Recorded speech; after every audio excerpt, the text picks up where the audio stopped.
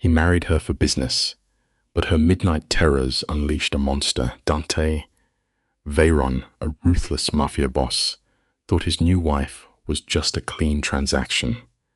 But when he catches her whispering, "Please don't hit me," in her sleep, everything changes. He discovers her respectable ex-husband hid years of brutal abuse behind a charming smile. Now, the underworld's most dangerous man is making a promise by sunrise. The man who broke his wife is going to pay. Watch how a smosmotter learns to love. Let us open the case file of Dante Veyron, a prominent mafia boss and classic megalomaniacal narcissist who built his criminal empire through systemic terror. It is 4 a.m. when his conditioning is tested. He awakens to his new wife, Mara, murmuring in her sleep. "Please do not hit me," she begs the shadows. They've been married 3 weeks in a purely transactional arrangement. Yet, observing her nocturnal panic triggers an ancient violent possessiveness within his sociopathic framework. He does not comfort her. He merely documents the symptoms. By sunrise, his operatives will unearth the psychological profile of Gavin Vale, her previous abuser, setting the stage for a lethal collision. By dawn, this apex predator will formulate a vow that irreparably alters their shared pathology, but in the immediate darkness, he remains anchored to the mattress, clinically absorbing the magnitude of her trauma. You and I are going to unpack this behavioral study together, observing how a diagnosed monster mimics affection and how his victim trades one cage for another. If you find this pathology fascinating, declare your viewing location below. Dante remains entirely motionless. He sits there in his dark trousers, an unfastened shirt from a prior illicit briefing, studying her as a scientist studies a wounded subject trapped in a labyrinth. The suite remains heavily shadowed, save for the ambient urban luminescence penetrating the heavy fabric of the curtains. The external environment functions normally, entirely ignorant of the psychological theater unfolding within. Mara writhes beneath the bedding, her respiratory rate spiking into erratic, shallow hyperventilation. Her fingers grasp blindly at the empty air. "I am sorry," she repeats, her vocalizations barely registering above a whisper. Dante tightens his jaw, an autonomic response to an unexpected variable. He had reviewed her dossier for 6 months prior to their union. She was merely a strategic asset in their arranged marriage, meant to neutralize a territorial dispute without violence. The narcissist requires an unblemished mirror, and a respectable spouse offered Dante the societal camouflage he desperately required. It was designed to be devoid of emotional attachment. 3 weeks into the experiment, the data proves his initial hypothesis flawed. Well, entirely incorrect, actually. Mara emits another sharp vocalization of distress. Dante extends his arm with predatory caution, aware that sudden movement might induce a severe startle response. His hand suspends just above her form. He speaks her name. The resulting flinch is so violent it nearly propels her from the mattress. She awakens with the desperate inhalation of a drowning victim, her pupils dilated, scanning the darkness for a phantom aggressor. She focuses first upon his physical hold, then transitions to his facial micro-expressions. The sheer terror radiating from her eyes causes a distinct physiological restriction in his own chest, a rare empathic glitch in his otherwise callous neurology.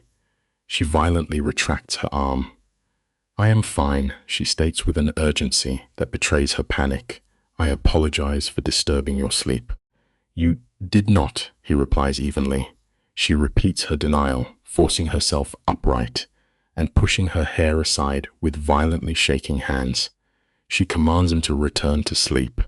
Dante remains anchored. He observes her defensive posture, noting how she compresses her physical form to avoid occupying space in the room. The fear he observes is not the acute, transient panic of an adversary facing execution. This is chronic, institutionalized terror, a classic symptom of sustained psychological abuse. How often, he inquires, his tone devoid of human inflection. Her musculature immediately rigidifies. How often do you experience these nocturnal terrors? She offers no verbal data. Instead, she enacts a self-soothing mechanism, drawing the heavy blanket tightly around her torso and fixing her gaze upon a neutral point on the wall. Dante releases a controlled exhalation. He rises, approaches the vanity, and pours a measure of water from the carafe. He places the glass upon her nightstand, issuing a simple imperative to consume it. Lowering his physical elevation is a calculated manipulation technique. Narcissistic controllers understand that absolute dominance occasionally requires feigning submission, descending to the subject's eye level to establish a false parity.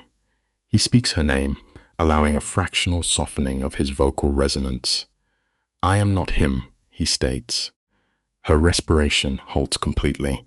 For a fleeting second, the clinical observer might predict a breakthrough, a rupture in her defensive perimeter that would expose the underlying trauma. Yet, the defense mechanisms hold firm. Her jaw locks and she averts her gaze. Recognizing the stalemate, Dante withdraws, instructing her to rest until morning light returns. Retreating to his subterranean office, he surrounds himself with the olfactory anchors of his lineage. Aged leather, decaying wood, and the stale chemical signature of cigar smoke. He initiates a digital review of Mara's background dossier. His previous analyses were fundamentally flawed by his own predatory bias. He had only searched for exploitable weaknesses, the standard psychological advantage a sociopath requires to maintain total control. Now, the parameters of his investigation have shifted toward etiology. The documentation is meticulously sanitized. Born in a northern municipality, she acquired advanced academic credentials and maintained a respectable pedagogical career for 3 years before marrying Gavin Vale. The anomaly lies entirely within the profile of her former captor. Gavin Vale is a 36-year-old executive managing a generational logistics conglomerate. His net worth rests comfortably around $40 million. On paper, his psychiatric profile is immaculate. He possesses no criminal history and exhibits the high-functioning charm typical of an integrated corporate psychopath. He is, by societal standards, entirely untouchable. Dante navigates further into the marital dissolution records. The legal separation was executed with clinical precision.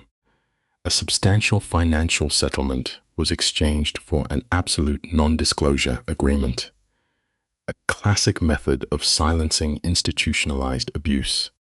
The criminal network is activated with a single late-night transmission. His subordinate, Luca, responds immediately. Dante bypasses standard protocol, demanding a total information extraction regarding Gavin Vale. He specifically mandates the acquisition of suppressed medical documentation and sealed law enforcement inquiries. He establishes an absolute deadline of sunrise.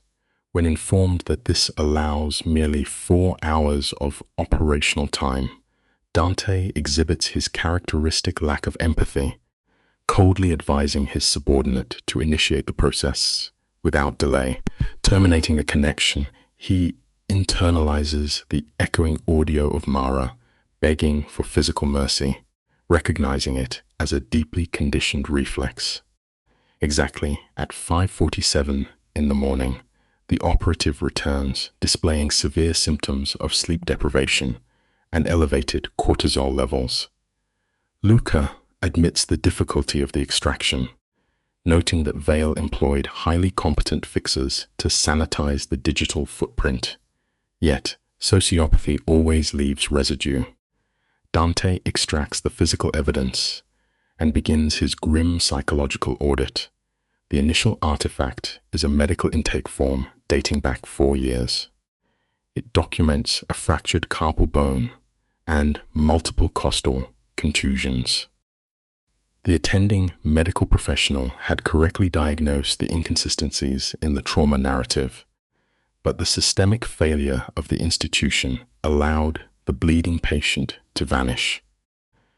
The subsequent record details a law enforcement intervention 6 months later. The officers documented visible dermal hemorrhaging on her extremities and cervical region. Gavin Vale deployed the standard abuser protocol. He remained entirely calm, falsely attributing the injuries to his wife's alcohol consumption and a subsequent fall. Operating under the agonizing grip of trauma bonding, Mara corroborated the fabricated narrative, resulting in zero punitive action. The pattern rapidly accelerates.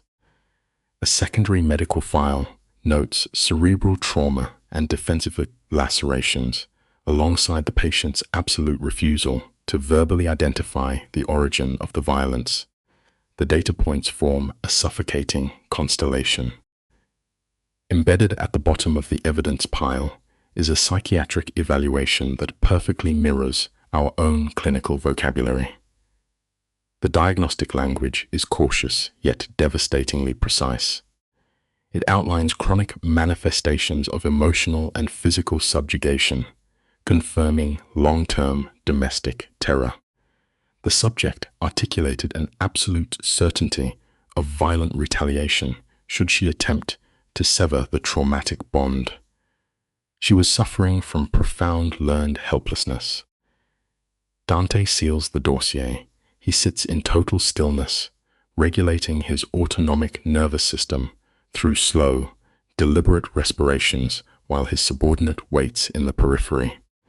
He calmly requests the current geographic coordinates of the target. The megalomaniac does not involve law enforcement. He acts as his own judge and executioner. Dante retrieves an untraceable communication device from his compartment and tosses it to his operative, issuing a direct command to orchestrate an isolated rendezvous before midnight. Luca secures the device, asking what narrative should be employed to lure the target. Dante's facial muscles arrange themselves into a terrifying, humorless configuration. Tell him an old friend wants to talk business. When Mara appears at 9 o'clock, dressed plainly, she finds him waiting. In this clinical study of survival, we learn a simple truth. True healing cannot begin until the monsters of our past are dragged into the light. Let us open the file on Mara. Observe her baseline state, stripped of cosmetic armor, wearing loose garments. This is the physical manifestation of profound exhaustion. Dante initiates contact. She retreats to the furthest edge of the kitchen island, establishing a deliberate spatial barrier, a classic trauma response. He notes her insomnia, probing her defenses. She deflects, pointing out his own lack of rest. He folds his newspaper, calculating the exact psychological pressure required to break her silence. He demands to discuss the real reason behind their marital arrangement. Her hands constrict around her mug, a physiological tell of rising panic as she tries to look away. The lesson here is simple. Avoidance never cures the underlying pathology. He rejects her fabricated narrative, demanding empirical truth. She admits a need for sanctuary, prompting him to ask for the identity of her abuser. Notice how she places her cup down with exaggerated care, her motor skills compromised by tremors. She attempts to dismiss his inquiry. Dante moves into her proximity with the calculated pacing of a dominant force testing a wounded subject. Offering a false illusion of escape, she remains frozen in submission. He halts at the boundary of her personal space. His stated motivation reveals the core of his megalomania. He views her not as a partner, but as acquired property. An attack on her is an affront to his ownership. It teaches us a grim reality. Destructive possessiveness is frequently disguised as a protector's care. She attempts to reinforce the boundaries of their marriage, a fragile defense against his escalating control. Dante dismisses this entirely. He initiates physical contact, elevating her chin to force direct ocular engagement. Her response is immediate, tears of suppressed rage. When he demands the perpetrator's name, she violently recoils. Her refusal is a desperate bid for autonomy. She insists she requires no savior to repair her broken psyche. Dante systematically dismantles her final barricade by revealing he has already identified her tormentor. The data lands with the blunt force of physical trauma. Blood drains from her face as he clinically names her former spouse, Gavin Vale. We must remember this truth. Having deeply guarded secrets forcibly exposed by another often feels like the ultimate psychological violation. Let us analyze this pivotal shift in power. Dante asserts his knowledge of her past abuse, triggering a severe, visceral reaction.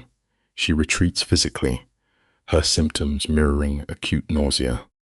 She accuses him of overstepping, but his narcissistic framework justifies the intrusion.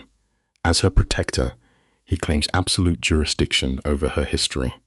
Her emotional dam finally breaks. She confesses her motivation was pure survival, utilizing him merely as a blind shield, because her deep desperation left no alternatives. She covers her face, a regressive gesture to hide vulnerability. When she whispers that he was not supposed to develop an attachment, Dante calmly confirms that he has. Her face perfectly encapsulates the confusion of a trauma bond. The lesson is undeniable. For the deeply wounded, being truly seen is simultaneously their greatest desire and their ultimate terror. Dante issues a declaration of intent, positioning himself as the omnipotent problem solver.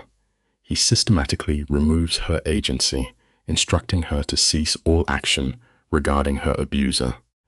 He demands absolute trust, a classic requirement from a megalomaniac assuming total control. Her motor tremors force her to interlock her fingers. She questions his parameters of retaliation, to which he references a delayed execution of justice. When he forces the question of trust, she undergoes a rapid cognitive assessment before yielding submission. As he initiates a careful embrace, her autonomic nervous system triggers a rigid defensive posture. Gradually, the sheer exhaustion of vigilance overrides her survival instincts, and she yields into his space. We learn here that prolonged psychological fatigue eventually forces even the most guarded minds to surrender to the nearest perceived stability. Dante murmurs a definitive vow of protection, reinforcing his status as her absolute shield. Mara remains mute, her closed eyes signifying a psychological withdrawal into his sanctuary, a precursor to trauma bonding. The clinical setting shifts to a derelict warehouse in an unregulated city sector. Dante arrives at midnight, flanked by Luca and two enforcers, a deliberate display of pack dominance. The target's pristine Mercedes sits outside, a glaring symbol of corporate superiority. Inside, the environment is stripped to raw concrete and the scent of oxidized iron. Gavin stands centrally located, exhibiting mere annoyance rather than appropriate fear. His physical presentation is immaculately groomed. The lesson is vital. True monstrosity rarely presents itself as grotesque. It most often wears the highly polished disguise of ordinary societal success. Observe Gavin's pathology manifesting in his aesthetics, impeccably tailored, conventionally attractive, projecting a manufactured trustworthiness designed to manipulate perception. Dante registers immediate, visceral hostility. Gavin initiates dialogue with a casual tone, attempting to establish artificial parity. He feigns surprise at the intersection of their social strata. Dante halts at a calculated distance, while his subordinates execute a silent perimeter spread. Dante flatly denies any social overlap. Gavin's response is a narcissistic smirk, deflecting the tension with a condescending assumption about financial investments. Dante subjects him to a cold, diagnostic assessment. Gavin exhibits an impenetrable armor of arrogant confidence. It is a harsh reality. Absolute impunity breeds a specific strain of arrogance that interprets every legitimate threat as a mere inconvenience. Dante deploys Mara's name as a precision psychological strike. A micro-expression of apprehension breaks Gavin's facade, instantly replaced by a reinforced veneer of indifference. He categorizes their marriage as a mutual failure, a standard cognitive distortion used by abusers to neutralize guilt. Gavin questions Dante's interest. Dante's retort aggressively reclaims ownership. She is no longer Gavin's discarded property, but Dante's acquired asset. Gavin emits a discordant laugh, weaponizing Dante's criminal identity, questioning if Mara comprehends the true nature of the predator she married. When Dante mirrors the exact question back regarding Gavin's own hidden monstrosity, the corporate mask completely vaporizes. The clinical sociopath emerges cold and analytical. Always remember, an abuser's greatest vulnerability is the sudden exposure of their carefully constructed duality. Gavin probes the extent of the intelligence gathered. Dante extracts a folded medical report and discards it at Gavin's feet, a gesture of absolute dominance and forcing the subject to look downward. Gavin avoids physical contact with the evidence, a psychological refusal to internalize his guilt. Dante calmly lists his compiled dossier. Clinical data, law enforcement logs, bystander accounts, dismantling Gavin's delusion of flawlessness. Faced with undeniable empirical evidence of his sadism, Gavin immediately retreats into the defense mechanism of legality, protesting the violation of his privacy. Dante dismisses the construct of law entirely, operating solely on primal authority. Gavin initiates a physical retreat, his facial microexpressions finally betraying genuine fear. Dante swiftly breaches his proximity bubble. The lesson is stark. The illusion of control shatters the moment an abuser realizes the systemic rules no longer apply. You and I can observe the mechanics of intimidation at play here. Dante requires no physical strike. His spatial invasion forces Gavin into an inferior posture, disrupting his psychological equilibrium. Dante delivers his directives with the flat, modulated frequency of an absolute ultimatum. He mandates a complete systemic erasure, liquidation of assets, geographical relocation, and total cessation of contact with Mara. The threat is framed through the possessive framework of a claimant protecting his acquired territory. Gavin experiences sudden vasodilation, his face flushing as his ego rejects this defeat. When Dante guarantees the execution of his will, Gavin devolves into the abuser's final, desperate cognitive defense. He frantically attempts to gaslight and invalidate his victim's credibility.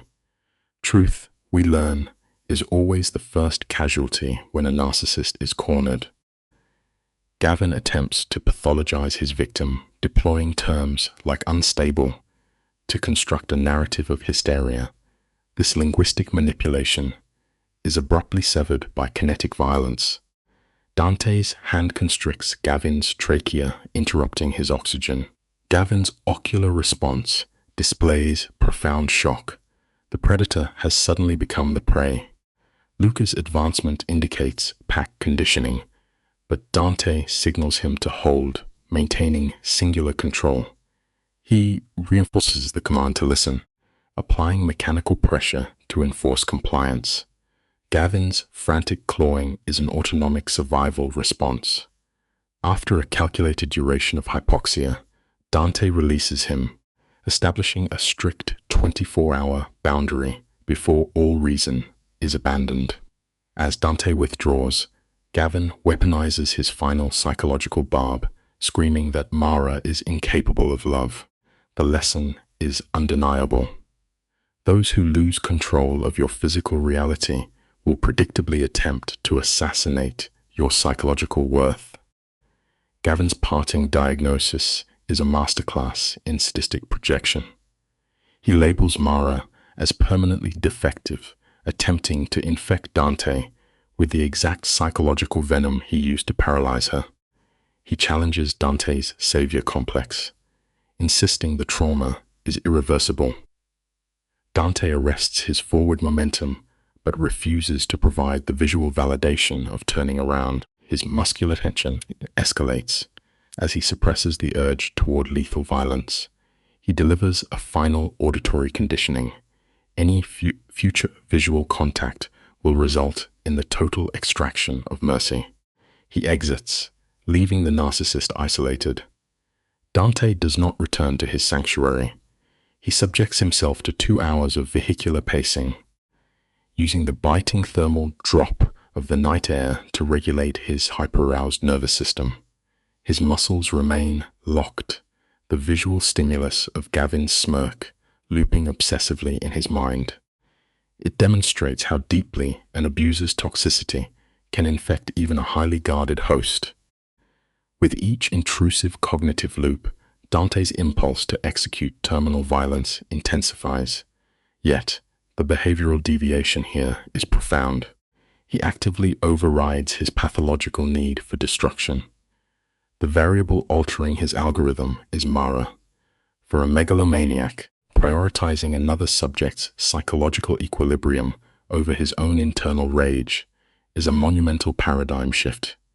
He arrives at the compound at dawn.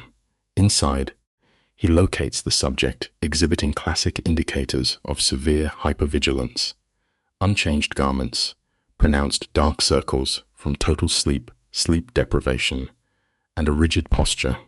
She is attempting to hold her fragmenting psyche together through sheer immobility.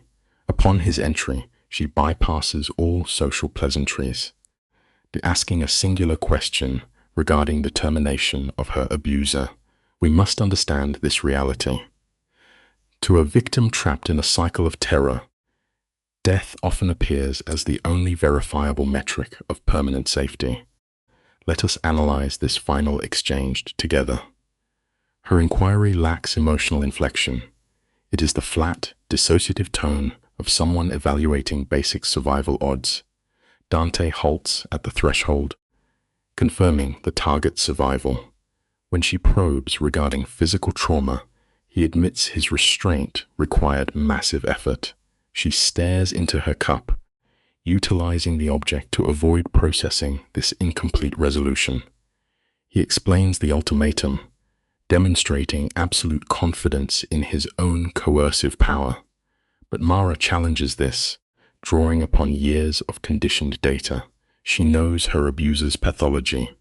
Malignant narcissists do not concede, they escalate.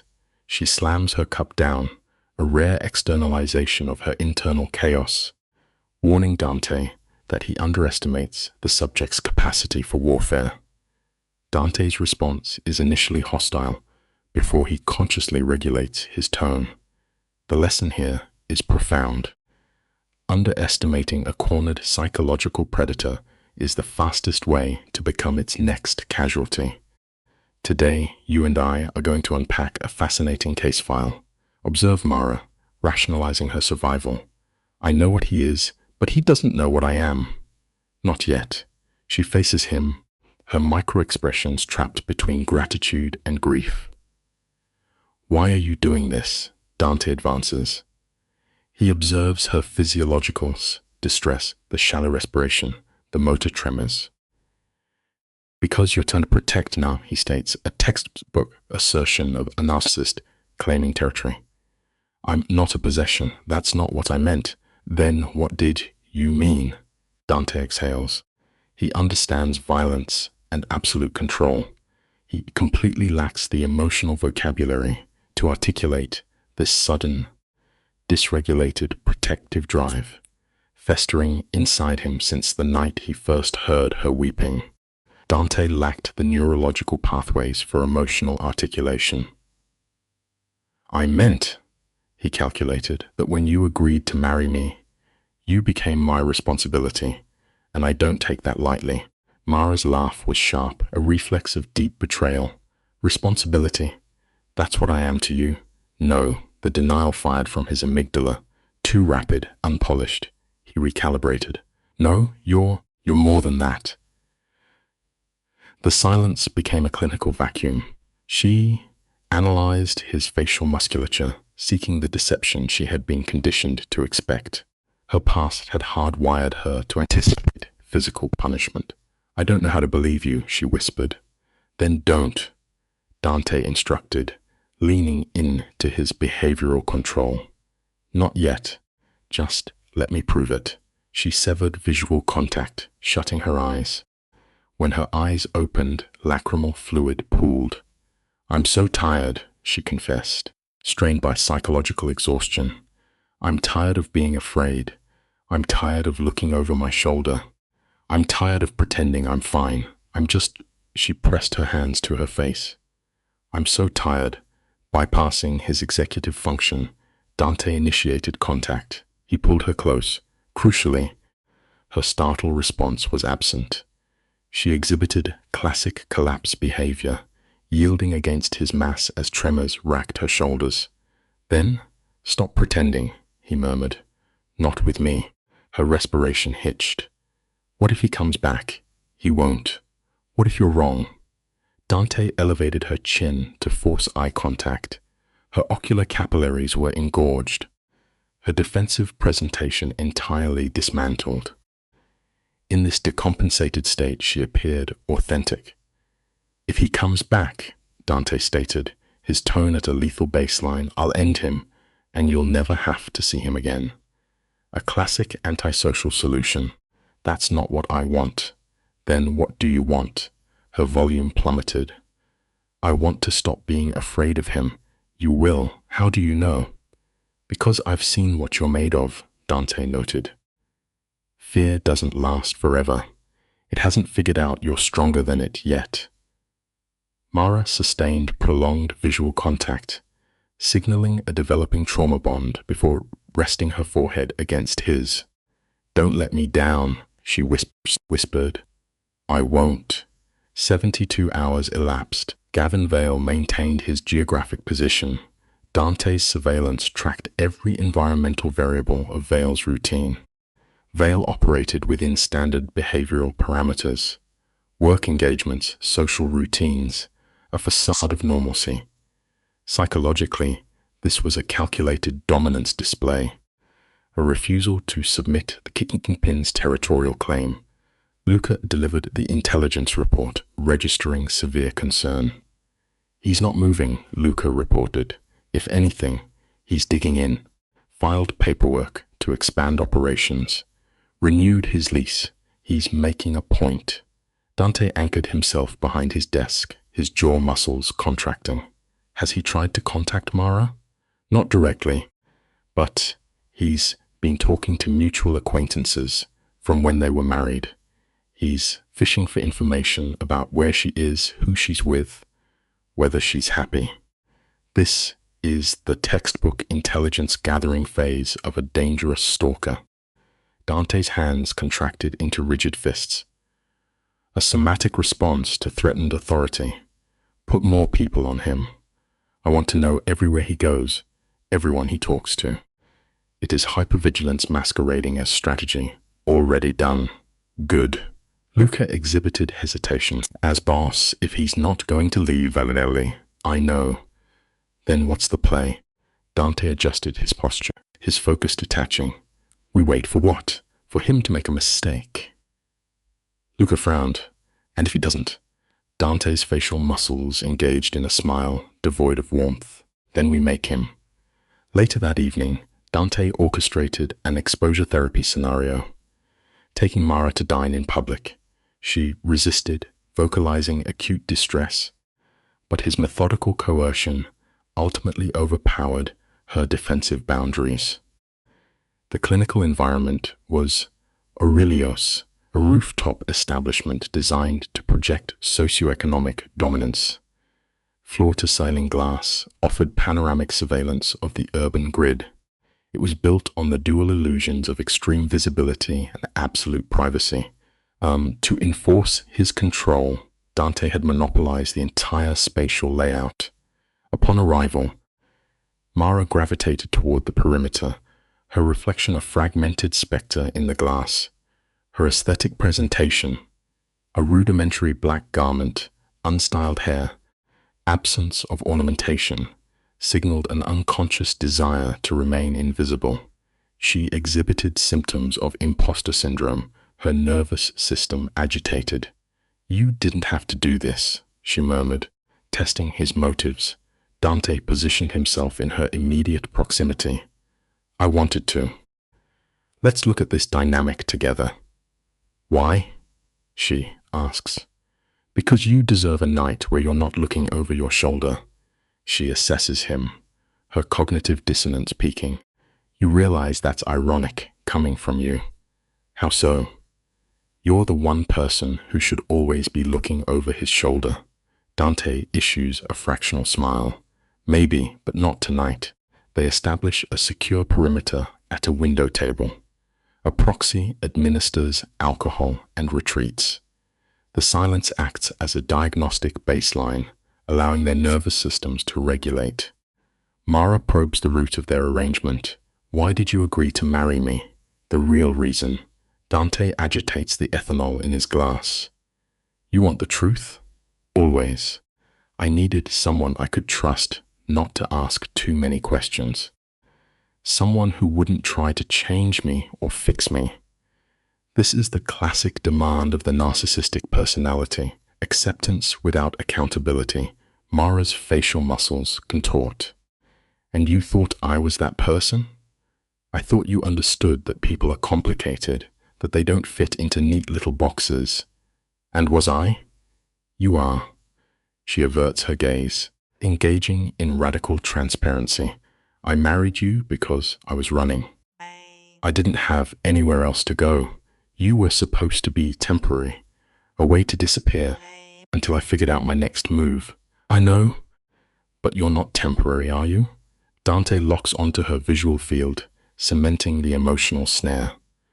"No, neither is this. No." Her respiration falters. "I don't know how to do this." "Do what?" "This?" She maps the space between them. "I spent 3 years in a marriage where I learned to make myself small, to apologize for breathing, to measure every word, every action. Because if I got it wrong," she exhibits a severe swallowing reflex.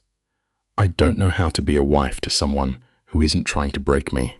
She describes the subjugation of her ego. Dante secures her hand. Her amygdala fires.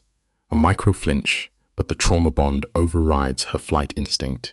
"Then don't be a wife," he advises softly. "Just be Mara." Her tear ducts activate. "What if that's not enough?" "It is. You don't know that. I do."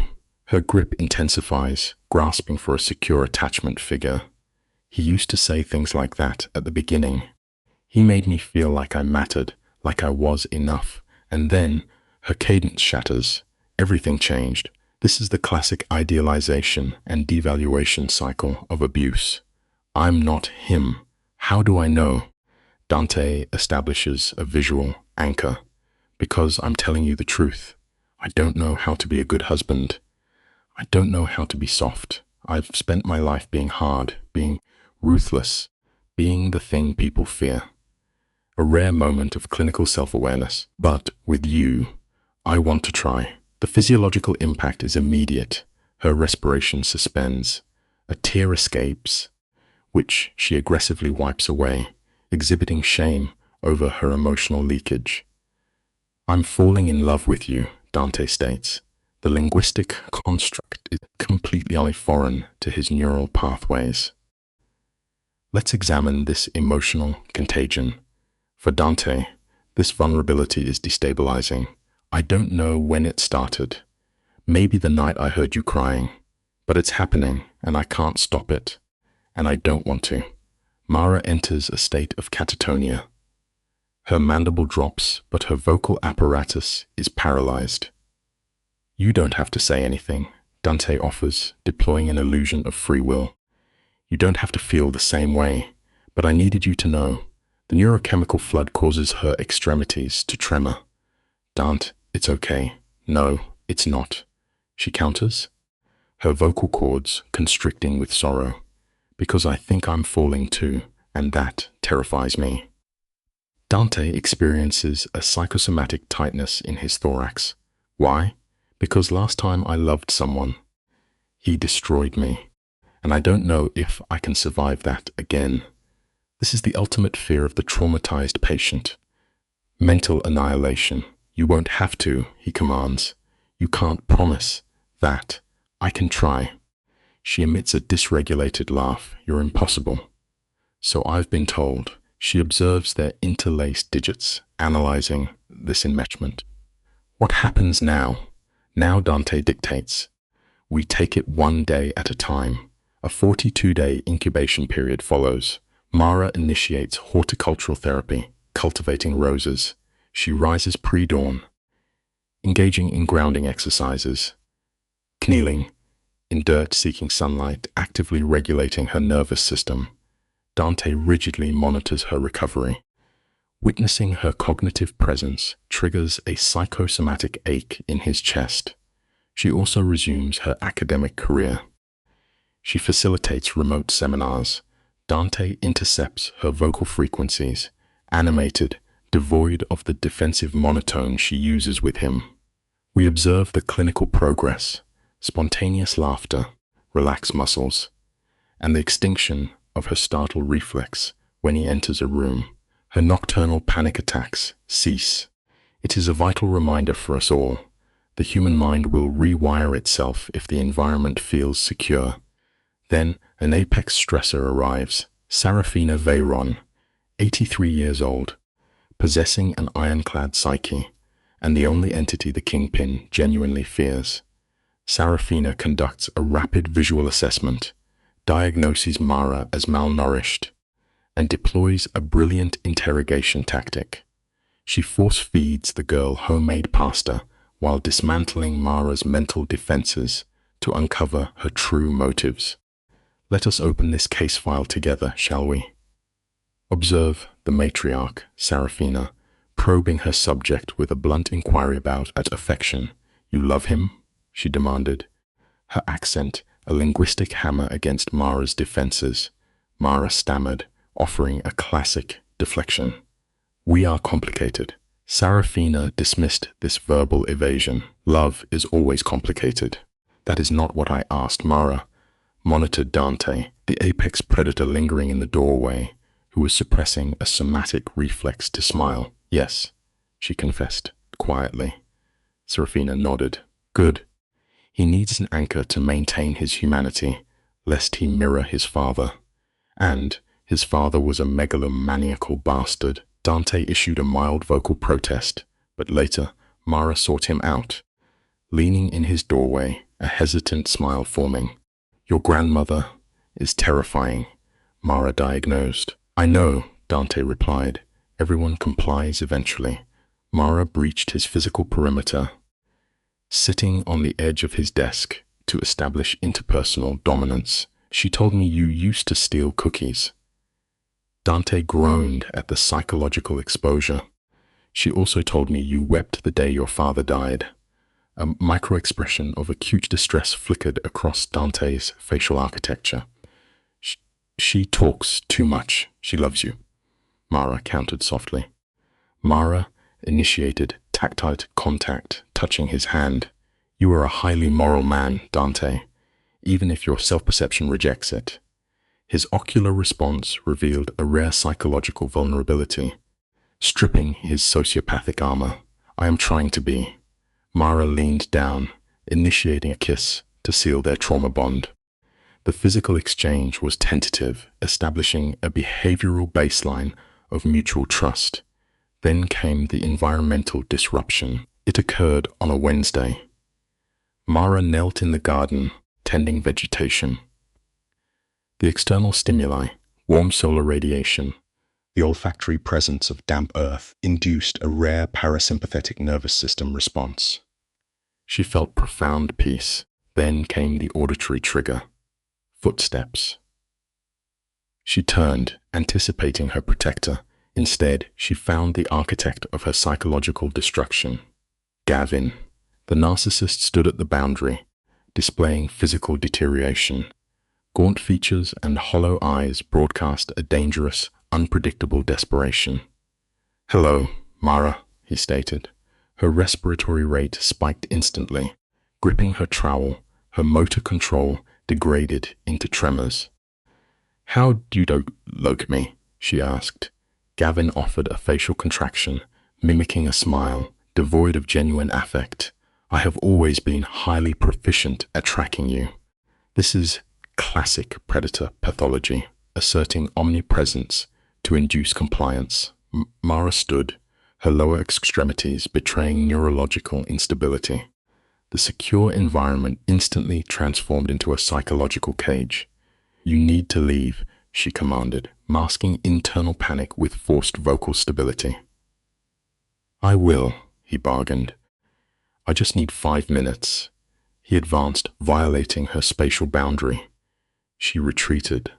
"I just want to communicate," he pushed. "We have nothing to discuss," she fired back. His vocal cords strained. "You left me. You divorced me." The megalomaniac demands an accounting for his perceived rejection. "I owe you nothing," she stated. "You owe me everything." The auditory assault was instantaneous, a sharp spike in vocal aggression. Gavin's facial muscles contorted, revealing the domestic terrorist. She had fled. "I gave you everything. I took care of you. I made you into something, and you threw it away." Notice the textbook delusions of grandeur and ownership. Mara's grip on the tool calcified, her heart rate shattered, pumping adrenaline violently into her auditory canals. "You did not love me," she diagnosed quietly. "You hurt me." He attempted denial, but she listed the clinical data. "You fractured my wrist. You caused a concussion. You utilized systematic emotional degradation." Her vocal stability collapsed, yet she bravely continued the psychological confrontation against her abuser. "Examine this behavioral pattern with me." "You told me I deserved it," she insisted. Gavin's micro-expressions shifted. A flicker of cognitive dissonance, quickly overwritten by narcissistic irritation.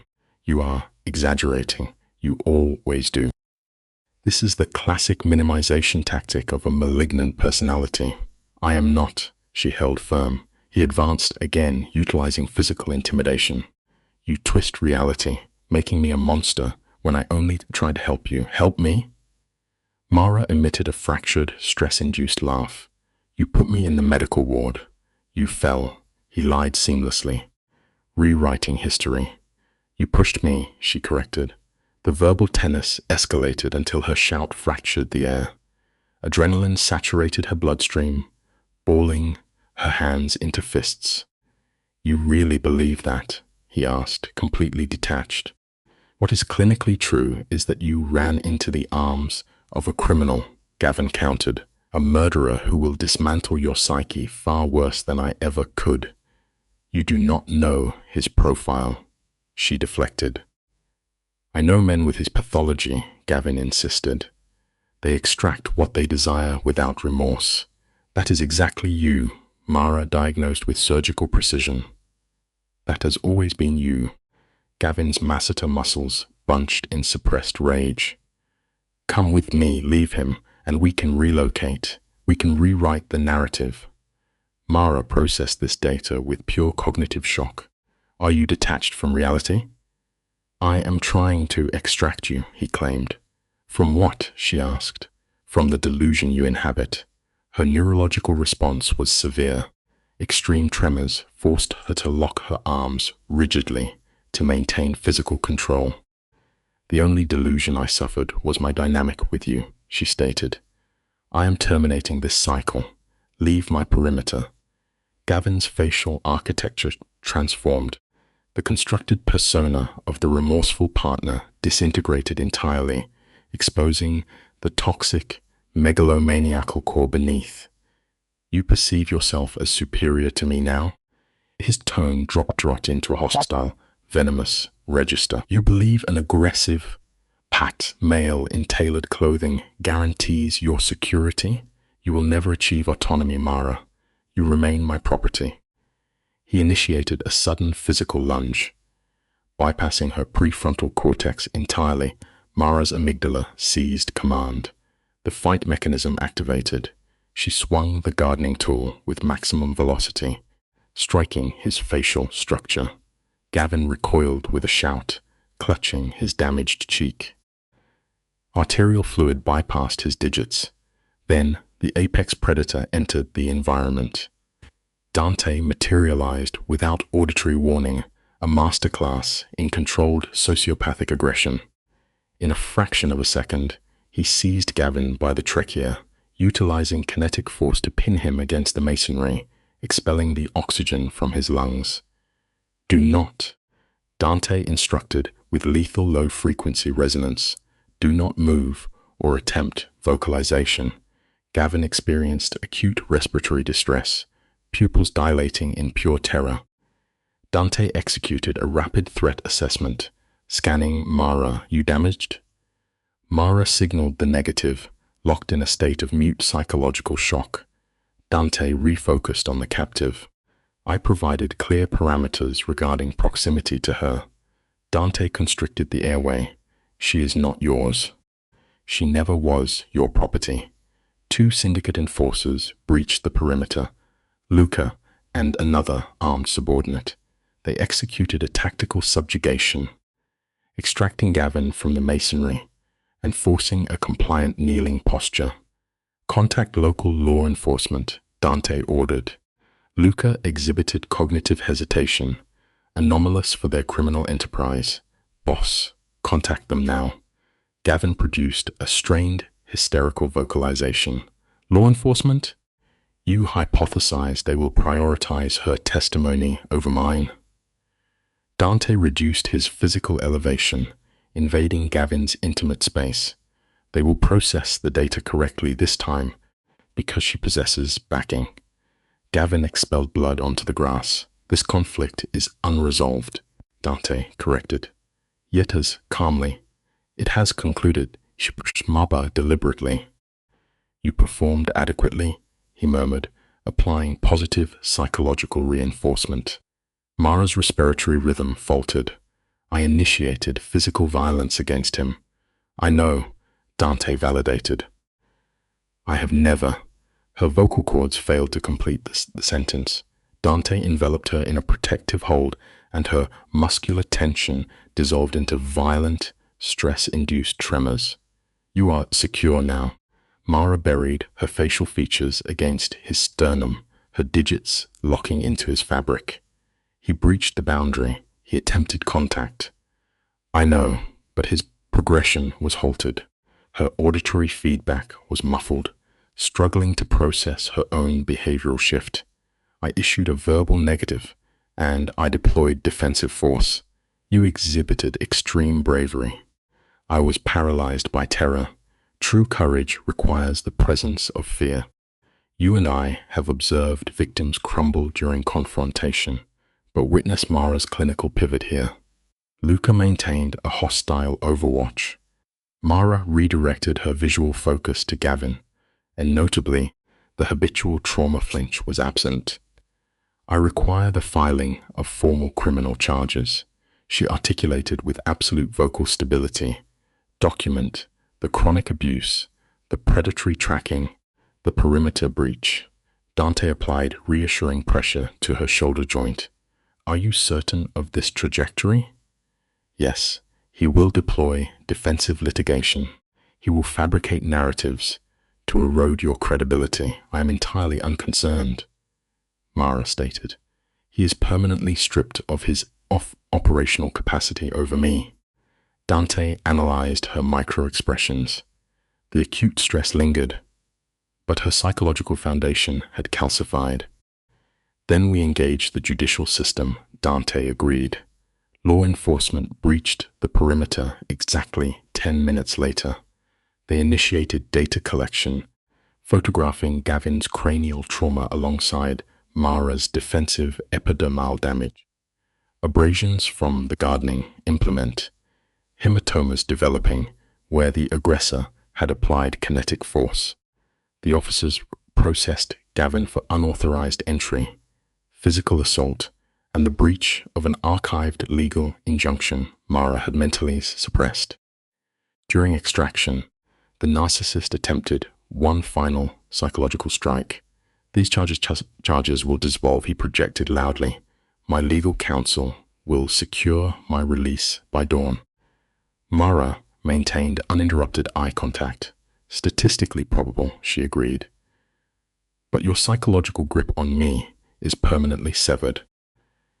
Let us open this case file together, you and I.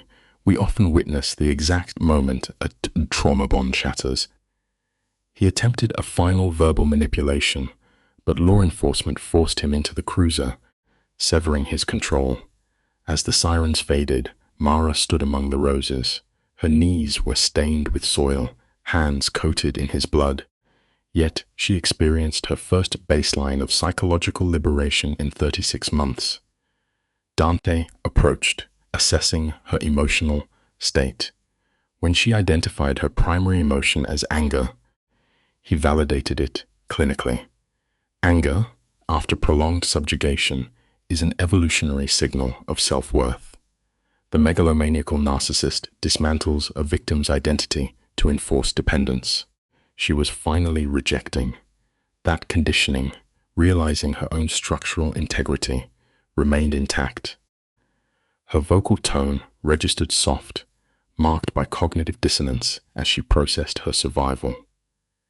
Dante initiated grounding physical contact, leading her safely inside. During this transition, a critical paradigm shift occurred. The narcissistic abuser had returned to finalize her psychological destruction. But paradoxically, the confrontation catalyzed her ego integration. However, severe hypervigilance inevitably followed.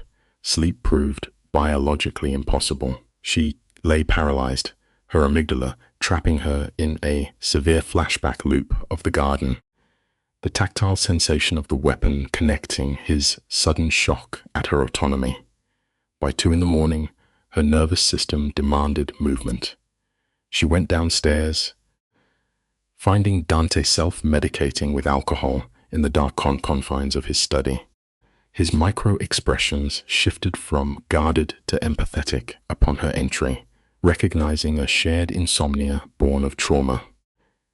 They sat in the clinical silence, typical of survivors co-regulating their nervous systems. Eventually, she vocalized her obsessive rumination over her abuser's final psychological anchor. He had promised her permanent captivity, a classic technique used to reinforce Stockholm Syndrome long after physical separation. She rationally knew his assertion was false, yet the trauma-bonded neural pathways remained active, making her question her reality. Dante leaned forward, shifting his physical posture to command her full attention. He delivered a crucial therapeutic reframing.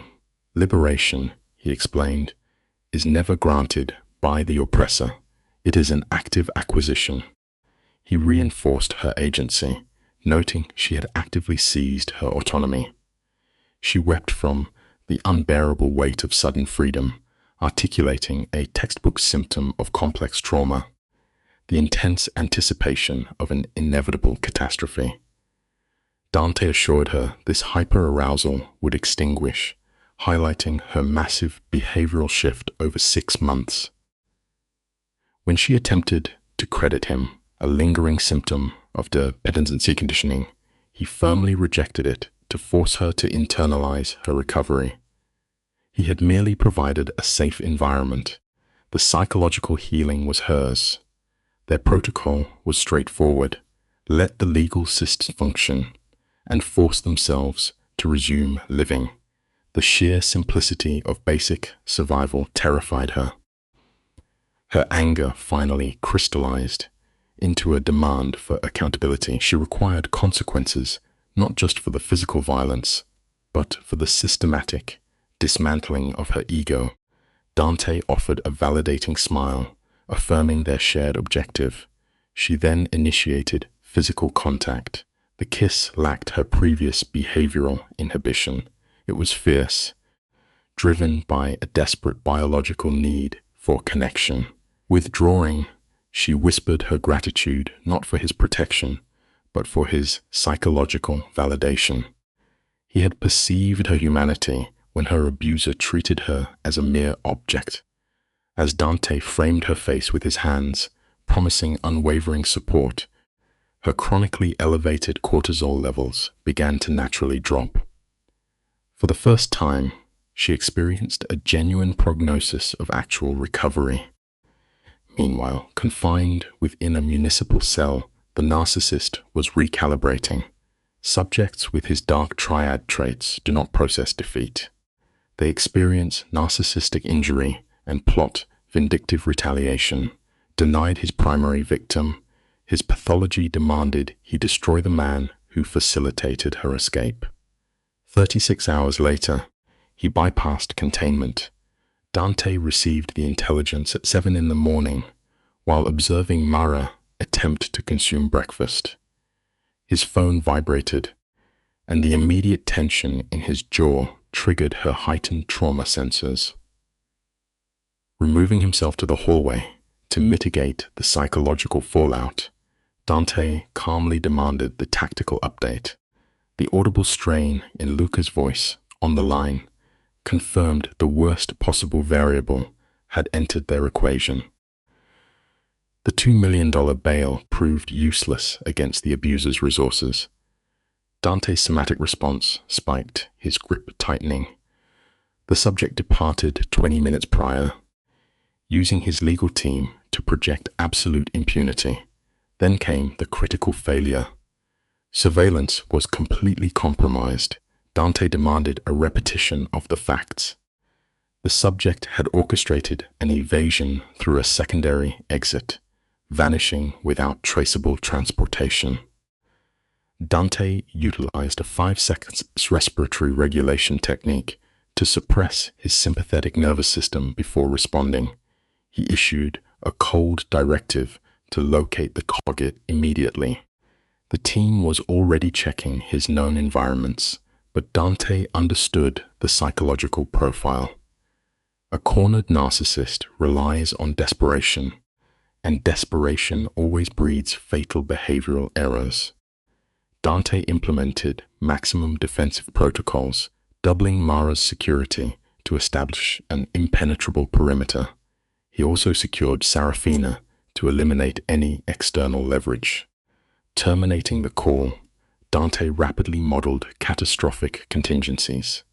Mara interrupted his mental processing. Standing in the doorway, she exhibited self-soothing body language, yet her ocular focus remained remarkably lucid. She had accurately deduced the situation from his non-verbal cues. Dante provided immediate factual confirmation.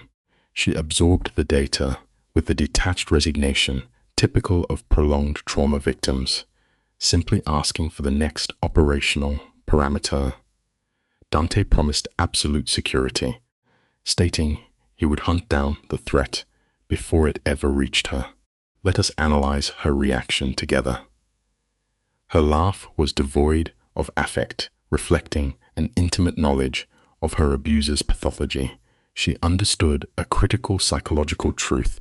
A megalomaniac stripped of his control no longer operates within a rational risk matrix.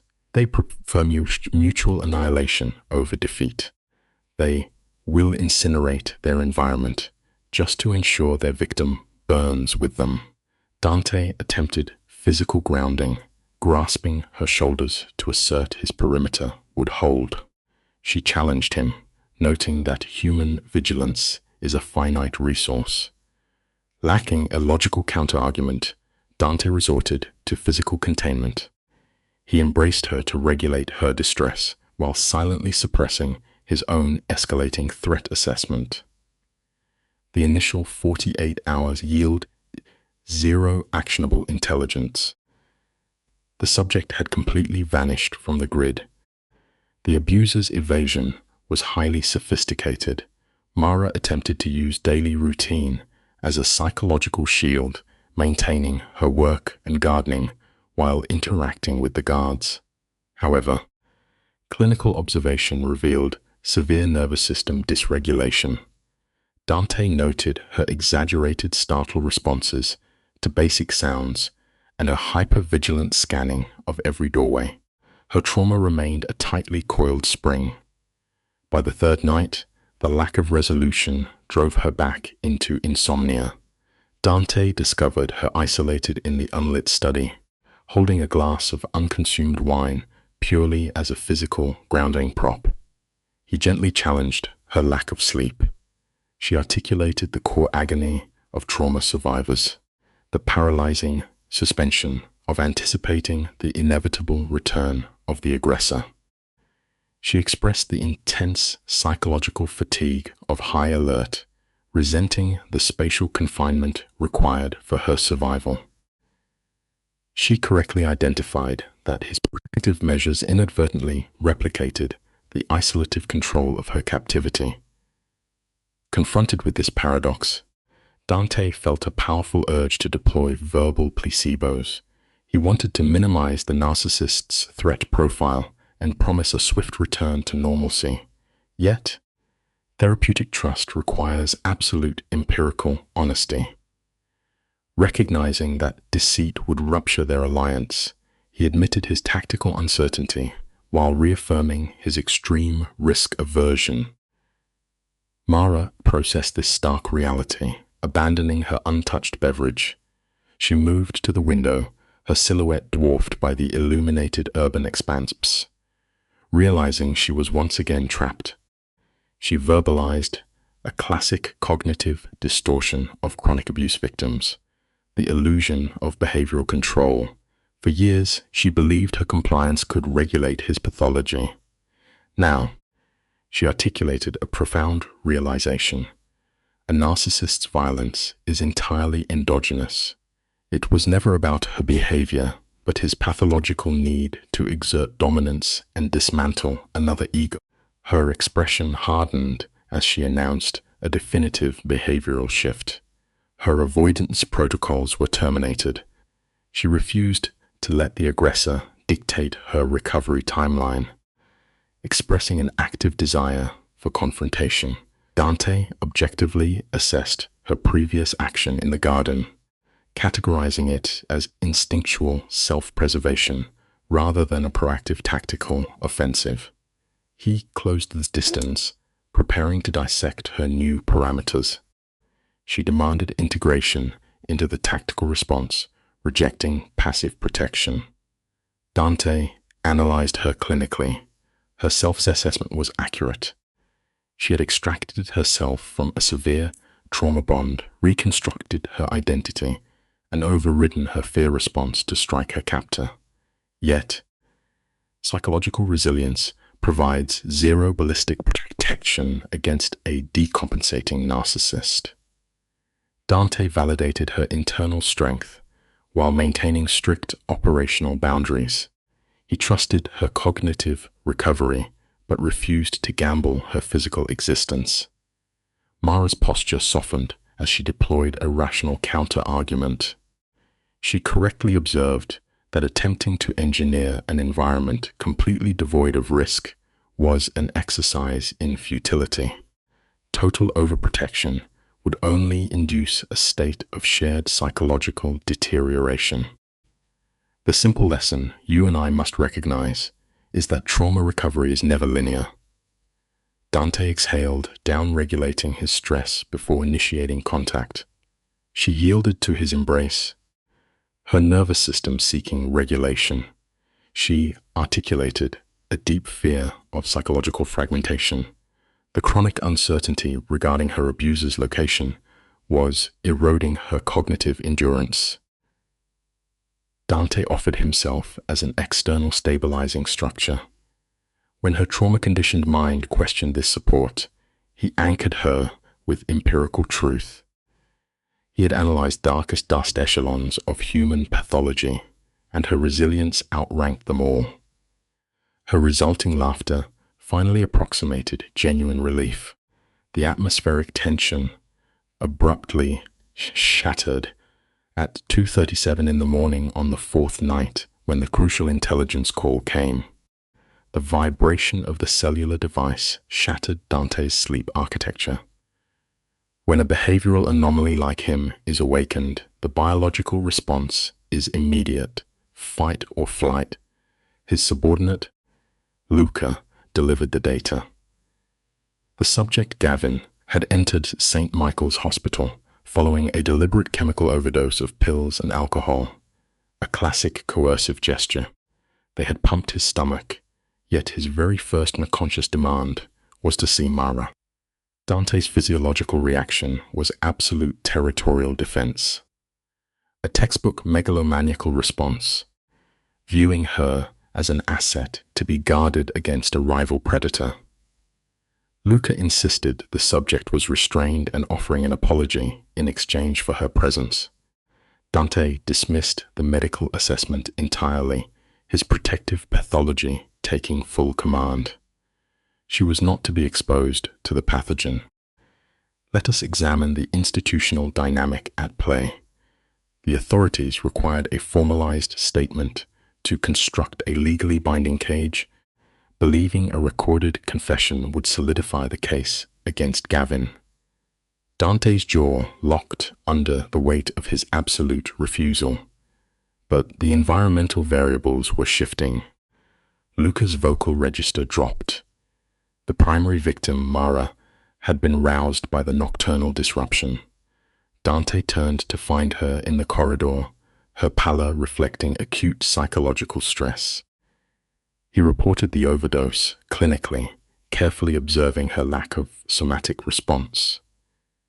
She simply inquired if the abuser was deceased and if he had requested her presence. Dante immediately dictated her behavioral protocol, forcefully ordering her to remain isolated. In the criminal mind, control frequently masquerades as protection. Mara bypassed his verbal commands entirely, dismantling his illusion of control. She intercepted the device, informing Luca she would arrive within 60 minutes. We must note the behavioral divergence here. Dante attempted physical intervention. He correctly identified Gavin's methodology, acting as a functional profiler. He warned her that predators of Gavin's classification do not experience remorse.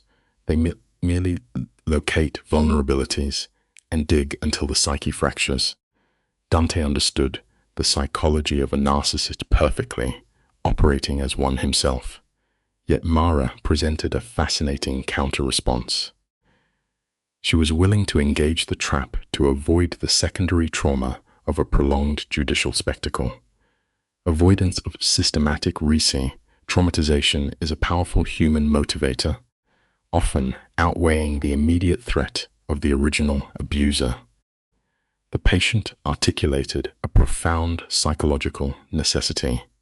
She needed visual confirmation of her abuser's degradation to dismantle the residual trauma bond. She had to observe him not as an omnipotent captor, but as a defective organism, establishing a new cognitive baseline on her own terms. Dante's violent ideations spiked. His baseline impulse was to neutralize the threat permanently.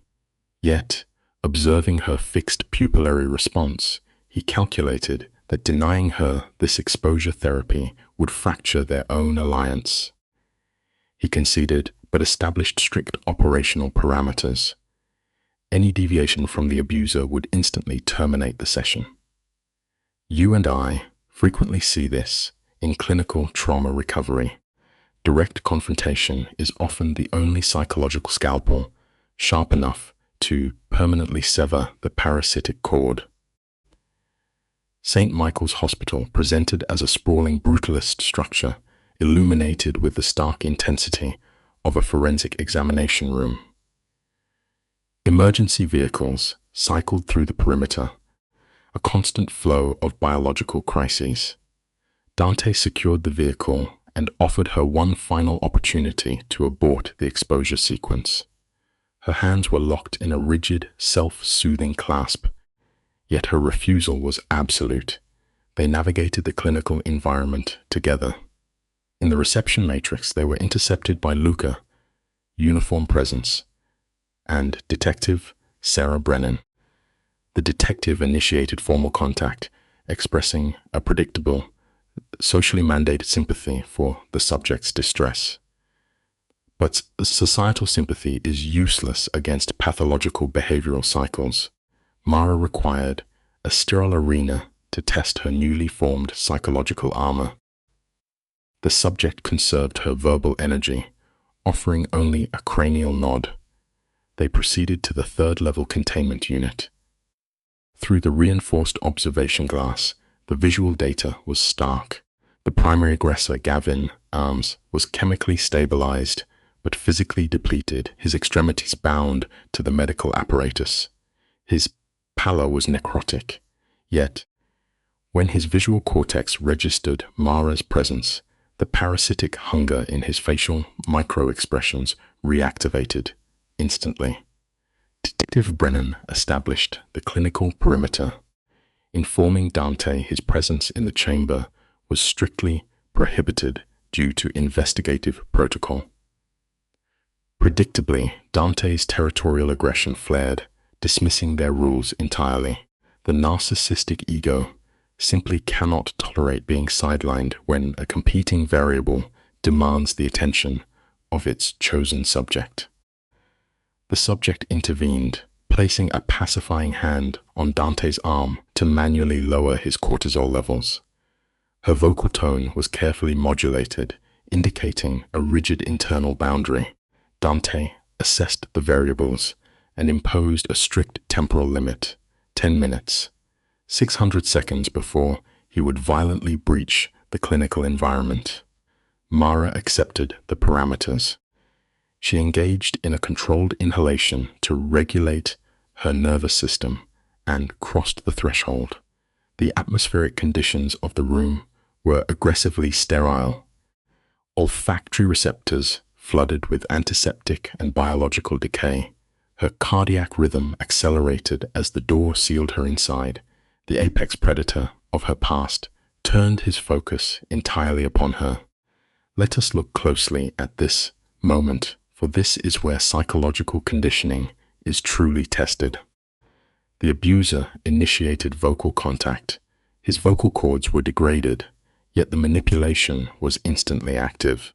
He requested physical proximity, a standard tactic to test compliance and bridge the spatial boundary. Mara maintained her coordinates, a significant indicator of psychological resilience. When compliance failed, he attempted to shame her, questioning her fear. She logically reframed her distance as intelligence.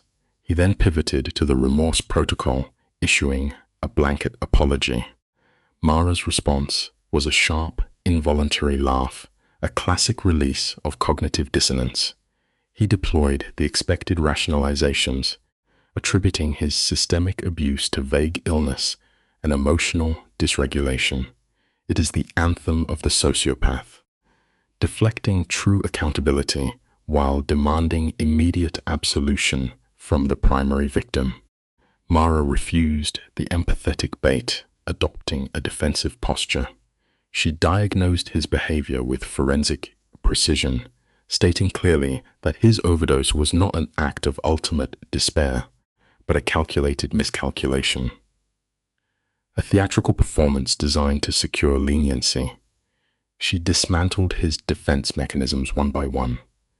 Closing the physical distance on her own terms, she informed him that his current terror was simply the neurological shock of facing tangible legal consequences for the first time. His charm was ineffective. His financial leverage was void. You see, when a coercive controller loses their environmental dominance, they do not experience genuine guilt. They only experience the cold, terrifying vacuum of their own impotence. She saw right through the clinical facade. The patient continued her psychological dissection. She identified his primary objective, utilizing a manufactured somatic crisis to trigger her trauma bonds, hoping she would withdraw the legal constraints. Gavin's facial microexpressions betrayed his internal panic as his strategy collapsed. He demanded to know her objective. Unable to process an interaction where he held no leverage, she leaned into his spatial awareness, anchoring herself to the medical railing. She articulated her need to observe his biological frailty. She needed sensory proof that the omnipotent monster of her cognitive map was merely a defective organism attempting to simulate power through the systematic destruction of a superior subject. The diagnosis was delivered with absolute coldness, causing a severe vascular flush of rage in his face. Deprived of compliance, the narcissist regressed to aggressive devaluation. He mocked her reliance on a competing alpha, highlighting Dante's criminal pathology to destabilize her security. Then, he deployed the ultimate psychological strike. He stated she deserved the abuse because her behavioral paralysis had permitted it. This is the cruelest inversion of reality abusers use, blaming the prey for freezing in the jaws of the predator. But instead of an internal collapse, a new neurological pathway fired within her. A raw, unconditioned defense mechanism activated, completely overriding the anticipated shame. She verbally rejected his projection. As he continued to emphasize her past submissiveness, her prefrontal cortex failed to inhibit the kinetic impulse. Her hand launched directly against his face. The physical impact was resonant within the acoustic confines of the medical unit. The kinetic transfer caused immediate localized trauma to his labial tissue, resulting in minor hemorrhaging. His ocular response was feral, but Ma's physiological state had entirely shifted. She verbally terminated his locus of control, announcing the cessation of his power to dictate her self-worth. Pivoting to the authoritative variable in the room, Detective Brennan, she initiated the maximum legal protocols: assault, stalking, harassment. She demanded a perpetual judicial barrier. The lesson here is fundamental to human behavioral survival. True liberation rarely arrives wrapped in peaceful resolution. It almost always requires a violent psychological severing from the parasitic entity feeding on your life force. She established the final temporal boundary. He had extracted 3 years of her biological timeline, but she denied him any future cognitive real estate. She exited the containment zone without a backward glance. A definitive termination of the trauma bond. In the external corridor, Dante analyzed her facial effect instantly. Demanding a situation report, her respiratory rate was erratic as she confessed to the physical strike. Dante's validation was immediate, a violent man, approving a violent response. She relayed the abuser's attempt to shift culpability, her voice demonstrating the lingering effects of the psychological poison. The conditioning is never erased easily. The brain simply learns to compartmentalize the echo. She openly confessed a desire to inflict reciprocal suffering, to balance the emotional ledger. Dante offered a surprisingly astute behavioral analysis. He informed her that abandoning a narcissist is the most profound injury one can inflict, as their pathology cannot process irrelevance. Her vocalizations fractured into a hybrid of laughter and despair. The anticipated neurochemical reward of closure had not materialized. Instead, she was flooded with acute hostility. Dante reinforced this emotional state, correctly identifying that anger is the biological antithesis of victimization. She requested a projection for their immediate future. Dante articulated a dual-phase strategy, ending with a chilling promise of extra-legal violence if the institutional mechanisms failed. They initiated their departure, but the variables shifted once again. The cellular device signaled an urgent transmission from the maternal figure, Serafina. Today, you and I are going to unpack this psychological fracture. The phone line fell silent, followed by a vocal pattern that did not belong to Serafina. "Hello, Dante." The auditory stimulus caused an immediate autonomic nervous response in Dante. His forward momentum ceased, his vascular system constricting as Gavin interrupted his immediate threat. "Relax."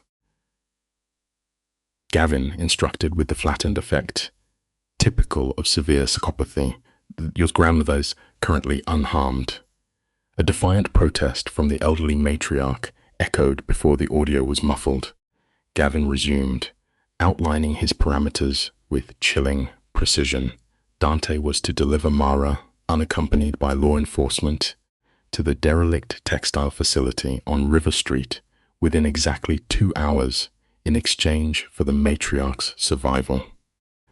"If you involve the authorities, I will inflict severe trauma upon her," Gavin stated. 2 hours, the clock is ticking, the connection terminated. Observe Dante's cognitive dissonance. He remained rooted to the pavement, his prefrontal cortex paralyzed. Mara stood nearby, her complexion drained of blood as she asked what was wrong. Dante met her gaze, recognizing the sadistic architecture of Gavin's design. This was textbook manipulation by a megalomaniac narcissist. Dante was forced to choose between preserving his familial anchor or his primary romantic attachment. The human brain cannot process such a cruel bifurcation without fracturing. Gavin understood this dynamic perfectly, leaving Dante suffocating in the grip of acute panic, the deadline echoing in his auditory cortex.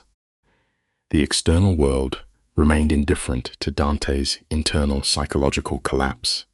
Overhead lights fluctuated, and distant sirens provided a stark contrast to his silent trauma. Mara initiated physical contact demanding data. Dante actively avoided visual engagement, aware that witnessing her fear response would compromise his own emotional regulation. He articulated the facts with dissociative flatness. Gavin had breached his medical confinement and was detaining Serafina at the abandoned River Street facility. The requested ransom was Mara herself. The verbalization of this demand induced an immediate parasympathetic freeze response in his wife. Upon hearing the 2-hour parameter and the explicit threat of violence against the matriarch, Mara's central nervous system reacted instantly, draining all visible circulation from her facial tissue. Let us observe the internalization of blame, a classic symptom of prolonged trauma exposure. Mara covered her mouth, ocular muscles widening in horror as she attempted to shoulder the guilt for her abuser's actions. Dante intercepted her self-recrimination instantly, his vocal cords straining under the emotional load. He correctly identified Gavin as a clinical psychopath, incapable of processing narcissistic injury or defeat. It was an accurate behavioral assessment. As Mara exhibited visible motor tremors and inquired about their strategic response, Dante's cerebral cortex engaged in rapid predictive modeling. Engaging law enforcement or syndicate operatives presented as an unacceptable mortality risk for his grandmother, given Gavin's severe hypervigilance and paranoid operational parameters. The only remaining variable was pure, unmitigated compliance. Dante's calculus required entering an uncontrolled psychological environment to outmaneuver a decompensating subject with zero inhibitory controls. Every simulated outcome projected a high probability of severe violence. He verbalized a firm commitment to retrieve Serafina, stabilizing Mara's escalating panic. She clutched his hand, vocalizing her dread of being utilized as transactional currency. When she attempted to construct a hierarchy of value between herself and the matriarch, Dante engaged in direct physical grounding. He secured her face in his palms, establishing sustained eye contact to anchor her. He forcefully rejected her sacrificial ideation, categorizing them both as equal familial assets. It is a fundamental truth of the human brain that our strongest emotional imperatives are forged in the very crucible of absolute, unyielding terror. Mara's respiratory rate fragmented as she subordinated herself to Dane's operational command. Dante initiated contact with Luca, transmitting the critical data regarding Gavin's perimeter breach and the hostage acquisition of Serafina. He mobilized his syndicate workforce, mandating a stealth infiltration of the River Street sector. No auditory warnings, no visual indicators, no municipal authorities. When pressed for a tactical methodology, Dante simply instructed Luca to deploy their maximum lethal capacity. The subsequent vehicular transport occurred in absolute acoustic isolation. Observe the somatic indicators of their shared distress. Mara's digits interlocked with ischemic force, while Dante exhibited extreme jaw tension, his prefrontal cortex rapidly generating and terminating a dozen violent tactical simulations in real time. The coordinates led to a decaying industrial sector, a labyrinthine environment of corroded infrastructure. Abandoned for over a decade, it provided optimal spatial requirements for a subject exhibiting an antisocial personality disorder who desired both concealment and theatrical dominance. Dante terminated the vehicle's illumination systems, utilizing a rusted cargo receptacle for visual obfuscation. He then established strict behavioral parameters for Mara, creating a psychological containment field. She was to maintain a trailing position, restrict vocalizations to direct interrogations, and suppress any autonomous motor impulses or altruistic interventions. He explicitly stressed the clinical reality of their adversary. Gavin was in an acute state of psychological decompensation. He was profoundly unstable, rendering any logical prediction of his violent behavior entirely obsolete. You and I must recognize the profound danger of a subject devoid of loss aversion. Dante understood that a cornered organism becomes exponentially more lethal, demanding strict behavioral compliance from Mara. In a fascinating display of attachment-resisting trauma, she established a reciprocal condition, demanding he refrain from suicidal altruism. Dante's facial microexpressions locked into rigid refusal. He could not biologically override his protective instincts. Consequently, Mara refused his terms. They maintained an intense visual lock in the low light. This is a trauma bond evolved into genuine, ferocious attachment. Love, in this psychological state, is not a comforting emotion. It is a biological imperative demanding you intercept a ballistic projectile. Dante initiated a desperate physical embrace, a primal assertion of bonding before potential termination. Upon breaking physical contact, Dante's vocal timbre indicated severe emotional strain. He established an emergency protocol based entirely on her survival, commanding her to initiate a flight response if the situation destabilized. He instructed her to suppress all rescue ideation. Mara's lacrimal glands activated, yet she issued a firm negation. Observe the psychological pivot. Her previous behavioral baseline was characterized by chronic flight from her abuser. Now, she vocally rejected avoidance, anchoring herself to Dante. She insisted on a unified front, accepting a brutal binary outcome of mutual survival or mutual termination. Dante experienced a strong urge to physically restrict her to the vehicle, but recognized the clinical immovability of her cognitive state. To deny her autonomous agency now would fracture their trust. He verbally validated her choice. Together, they exited the safety of the vehicle. The derelict facility presented as a macro-level metaphor for Gavin's decaying psyche. The primary ingress point was secured, forcing Dante to locate a secondary threshold exhibiting recent thermal manipulation. The friction from a cutting tool still radiated residual heat. Dante drew his firearm, conducting a tactile verification of the weapon's readiness. Behind him, Mara exhibited classic sympathetic nervous system arousal.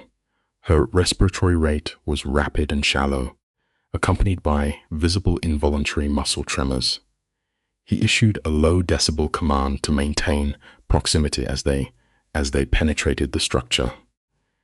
The internal environment was heavily polluted with oxidized equipment and structural detritus.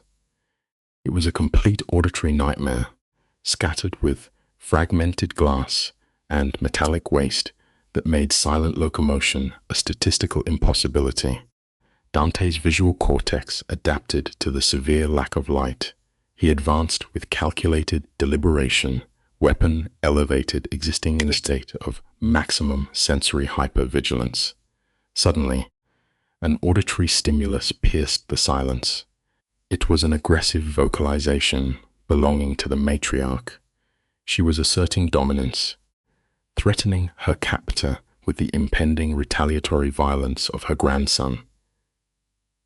The acoustic confirmation of Serafina's biological viability caused a measurable drop in Dante's blood pressure. She was not merely surviving, she was actively engaging in psychological warfare.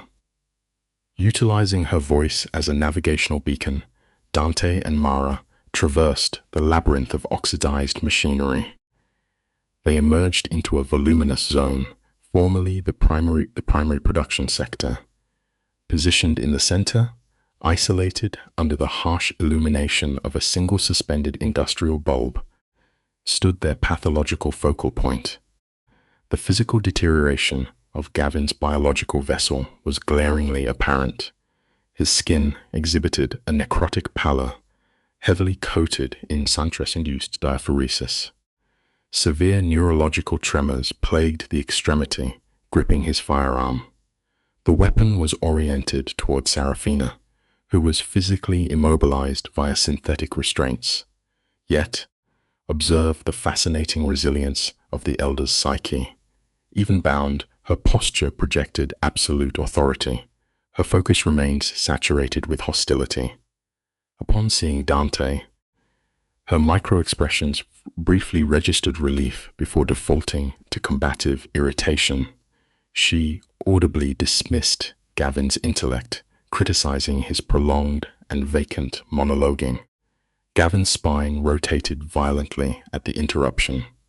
As the firearm asked toward them, Dante instinctively executed a blocking maneuver to shield Mara, his own sights locking onto Gavin's center of mass. Gavin emitted a fractured laugh, a pure auditory symptom of his shattered cognitive state. He attempted to assert control, fabricating a delusion of armed reinforcements securing the perimeter. He presented Dante with a false dichotomy of mortality or incarceration. When Dante identified the delusion, Gavin's flexor tendons spasmed dangerously against the trigger. He demanded the transfer of Mara, clinging to his transactional fantasy.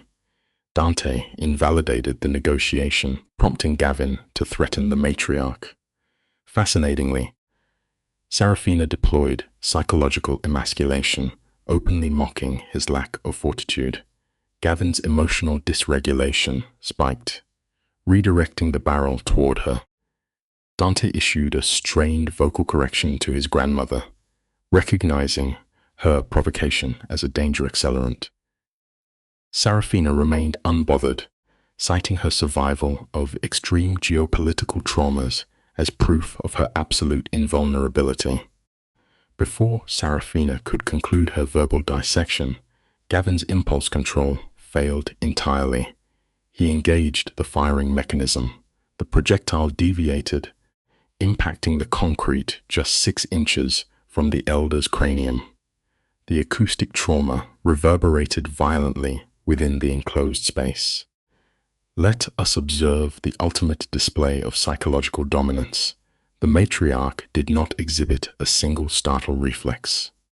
Her amygdala remained entirely suppressed as she stared at her captor with unadulterated contempt, calmly highlighting his ballistic failure. "You missed." Mara's fear responses triggered a frantic clawing at Dante's garments. Dante maintained absolute motor stability, his weapon locked onto Gavin's thoracic cavity. Gavin's vocal cords vibrated with adrenaline as he guaranteed lethal precision on the next attempt. He then outlined his final delusional construct, demanding Dante's disarmament and the immediate transfer of Mara, genuinely believing he could just walk away. "Let us open this case file together, you and I." We begin at the point of maximum tension inside that abandoned factory. Gavin's vocal patterns were classic for a megalomaniac narcissist backed into a corner. He threatened the older woman's life, projecting his own systemic failures onto his victim. He screamed that Mara had cost him his job, his reputation, and his freedom. In his diseased mind, her escape was an act of sabotage, but Mara's response was a clinical breakthrough. She bypassed the trauma bond, speaking with a steady, haunting clarity. She told him she did not run to Dante, but rather fled from the abuse and control Gavin inflicted. This is a vital lesson in inhuman behavior. Healing begins the moment a victim stops accepting the blame for their captor's choices. The pathology of a megalomaniac completely rejects personal accountability. Mara identified this flawlessly, labeling Gavin a coward who refused to accept the consequences of his actions. Gavin's hands trembled, his fine motor skills deteriorating under psychological distress as he claimed he loved her. "I have sat across from dozens of killers who confuse love with possession." Mara recognized this false equivalence, declaring she was no longer his property. Then, demonstrating a terrifying suppression of her own survival instinct, she stepped into his line of fire.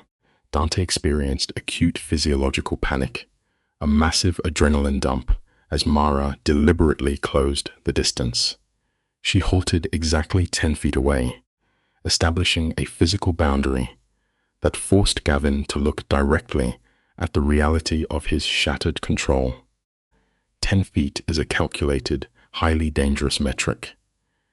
At that proximity, if Gavin's finger twitched, Dante's reflexes would be mathematically too slow to intercept the bullet. Mara initiated a high-risk behavioral trade, offering her own autonomy in exchange for Serafina's physical safety.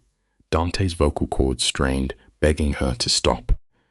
Mara employed a textbook de-escalation tactic, promising total compliance. When Gavin questioned her sincerity, his facial muscles displayed the rapid micro-expressions of paranoid suspicion, clashing with desperate, narcissistic supply. She assured him she never lied, defining her past escape purely as an act of survival. Gavin's jaw clenched, his visual focus snapping entirely away from his older hostage and locking onto his primary obsession. Gavin's psychological fragility was fully exposed when his voice fractured. He needed absolute verbal confirmation that his victim was returning to her cage. Mara's facial affect was entirely flat, a necessary dissociation technique to survive the moment. She offered a carefully constructed non-answer, stating she would do anything to protect an innocent bystander. To a narcissist starved for control, this partial concession was enough. Gavin lowered his weapon, demanding she step into his immediate physical space before he would release his leverage. Mara communicated with Dante through a single, prolonged eye contact, transmitting complex emotional data without uttering a sound. She silently absolved him of guilt. Dante pleaded with her to stop, but her psychological resolve was absolute. She had made her choice. Tears finally breached Mara's stoic facade. She vocalized her motive, securing her position as the protector of Dante's family. Dante was experiencing severe motor tremors, an involuntary response to extreme psychological conflict. He had a heat, but the risk calculation was terrible. A failure to instantly neutralize the threat would result in a reflexive trigger pull from Gavin, terminating Sarafina. You and I must recognize the agonizing restraint this required. Mara closed the final distance. The moment she was within reach, Gavin violently asserted physical dominance, ripping her against his chest and pressing the steel barrel to her skull.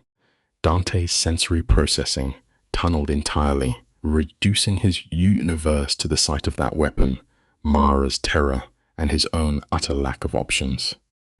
The megalomaniac narcissist thrives on subjugating powerful individuals. Ordering Dante to disarm was Gavin's supreme psychological victory. Sarafina aggressively commanded Dante to refuse, accurately predicting that men like Gavin rarely leave surviving witnesses. But Gavin applied painful kinetic pressure to Mara's body, forcing Dante's compliance. Dante slowly surrendered his firearm, explicitly prioritizing her survival over tactical advantage. The weapon slid across the cold concrete, vanishing into the dim perimeter. Gavin's resulting smile was a deeply unsettling pathological reflex. He laid out his unalterable terms, threatening catastrophic violence if they were followed. Dante's vocal response was completely stripped of ego, reduced to a hollow, barely audible submission. Gavin then initiated his retreat. Notice the absence of physical resistance from Ma. Her total compliance was a calculated sedative designed to lower Gavin's hypervigilance. She maintained visual contact with Dante, enforcing a silent contract of non-intervention. But chaotic variables always dictate these scenarios. Sarafina intentionally threw her own bound body to the floor. In that microscopic fraction of a second where the narcissist's attention fractured, the trauma bond snapped completely. Mara weaponized her own elbow, driving it forcefully into Gavin's ribs. She overpowered his wrist, redirecting the lethal trajectory just as the weapon discharged.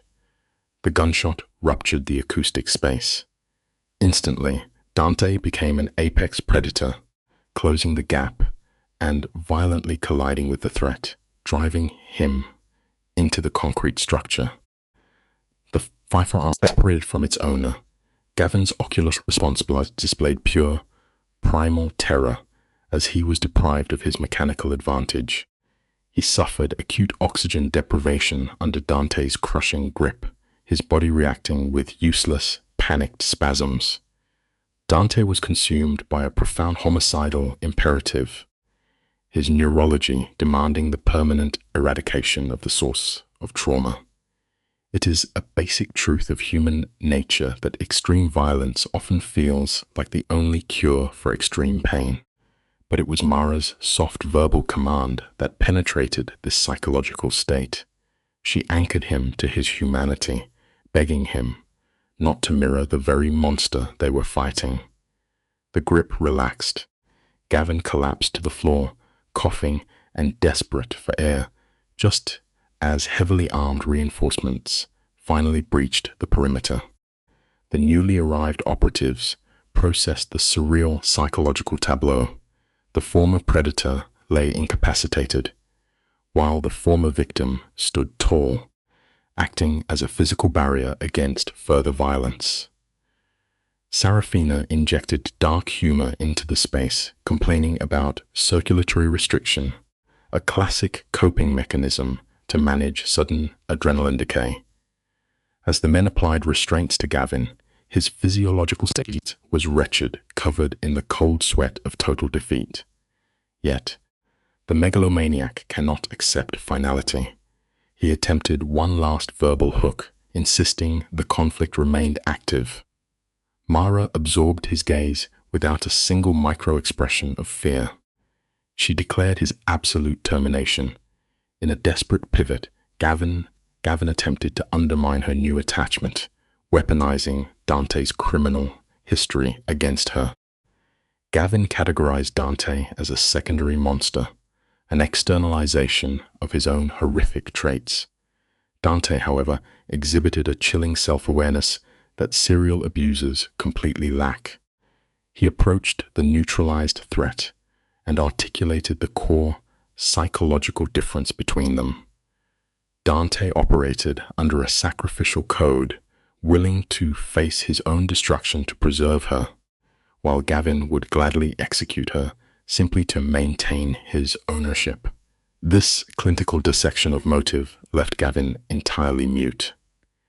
As they removed him from the environment, his facial musculature twisted into a final, chaotic display of rage, sorrow, and perhaps the faintest shadow of cognitive dissonance. He shrieked that he loved her. Mara's quiet, factual denial shattered the delusion entirely. The factory reverted to hollow silence. With the threat excised from the space, the neurochemical flood began to recede. Dante conducted a rapid assessment of Sarafina, who maintained her resilient psychological armor, lamenting only her interrupted domestic routine. Dante accepted the blame, a common guilt response in protective personalities, but the older woman immediately redirected our accountability back to the true perpetrator. She positively reinforced Mara's kinetic reaction, validating her survival mechanisms. A fascinating shift occurred here. Mara attempted to deflect with dark humor, but Sarafina initiated direct physical contact, pulling the younger woman into a deep embrace. Stripped of the necessity to be strong, Mara's dissociative barriers suffered a complete, necessary collapse. Her heavy weeping was the first actual step toward healing. Dante remained immobilized, experiencing severe biological tremors that inevitably follow catastrophic adrenaline spikes. His neural pathways were choked with conflicting signals of extreme rage and profound relief. When his associate reported the arrival of law enforcement, Dante issued a highly uncharacteristic directive. He demanded total institutional transparency. For a man embedded in the underworld, submitting to standard legal protocols demonstrated a massive behavioral pivot, driven entirely by his desire to build a stable reality for Mara. As his grandmother withdrew, Dante closed the distance. Mara's visual presentation was raw, but clear of the trauma bond's haze. She initiated a verbal apology, but he physically intercepted it. Holding her close and demanding she recognize her own monumental agency and courage. He reinforced her self-rescue, an essential step in rewiring a victim's shattered self-esteem. She confessed her profound terror, a healthy admission of reality. She asked if the ordeal was truly concluded. Dante processed the logistical variables, the evidence, the witnesses, the extensive list of felony charges, and confirmed the absolute termination of Gavin's threat. Yet Mara reported a distinct lack of internal relief. You and I see this paradox constantly in behavioral analysis. Dante correctly identified her physiological state. Her central nervous system remained trapped in a loop of hyper-arousal. He provided a crucial psychological truth. Healing is not a switch that flips when the external danger is neutralized. It is a grueling process. He offered no false timelines, only his continued and steady presence. Mara shifted her focus to the older woman, expressing remorse for being the catalyst of the violence. Serafina used a brilliant psychological deflection, minimizing the event and highlighting her own physical capabilities to restore a sense of normalcy. Humor, even in dark environments, is a powerful cognitive reset. The police took statements for 2 continuous hours. During this interrogation, Mara's behavior shifted. She detailed the stimuli, the phone call, the firearm, the struggle, with an entirely flat affect, speaking as if analyzing a secondary subject. This detachment is a classic protective mechanism, allowing the mind to transmit data without re-experiencing severe emotional lacerations. The human survival instinct is a cold, highly efficient machine. You and I have likely witnessed this phenomenon in extreme trauma survivors. Dante's protective instincts are operating at absolute maximum capacity. His biological urge is to isolate her in a controlled environment, entirely shielded from external stimuli. But as they arrive at the illuminated sanctuary of his home, Mara experiences a paralyzing threshold anxiety. The brightly lit house represents the definitive conclusion of the active crisis. To the layperson, safety is the ultimate goal. But to the heavily traumatized brain, genuine safety is terrifying. Mara accurately diagnoses her own impending psychological collapse. She knows that crossing that secure threshold means her strict survival protocol ends, and the agonizing reality of processing her profound trauma begins. Let us examine the clinical reality of psychological trauma. The victim's belief that they are permanently shattered is a textbook symptom. We see Mara articulating this exact paralysis, terrified she cannot reassemble her fractured identity. Notice Dante's intervention. He does not offer a miraculous cure. He offers a sustained, non-judgmental presence. He holds her hand, providing a physical anchor for a dysregulated nervous system. When he reframes her condition, telling her she is merely exhausted, not defeated, he actively dismantles the malignant narrative planted by her abuser. The lesson here is quite simple.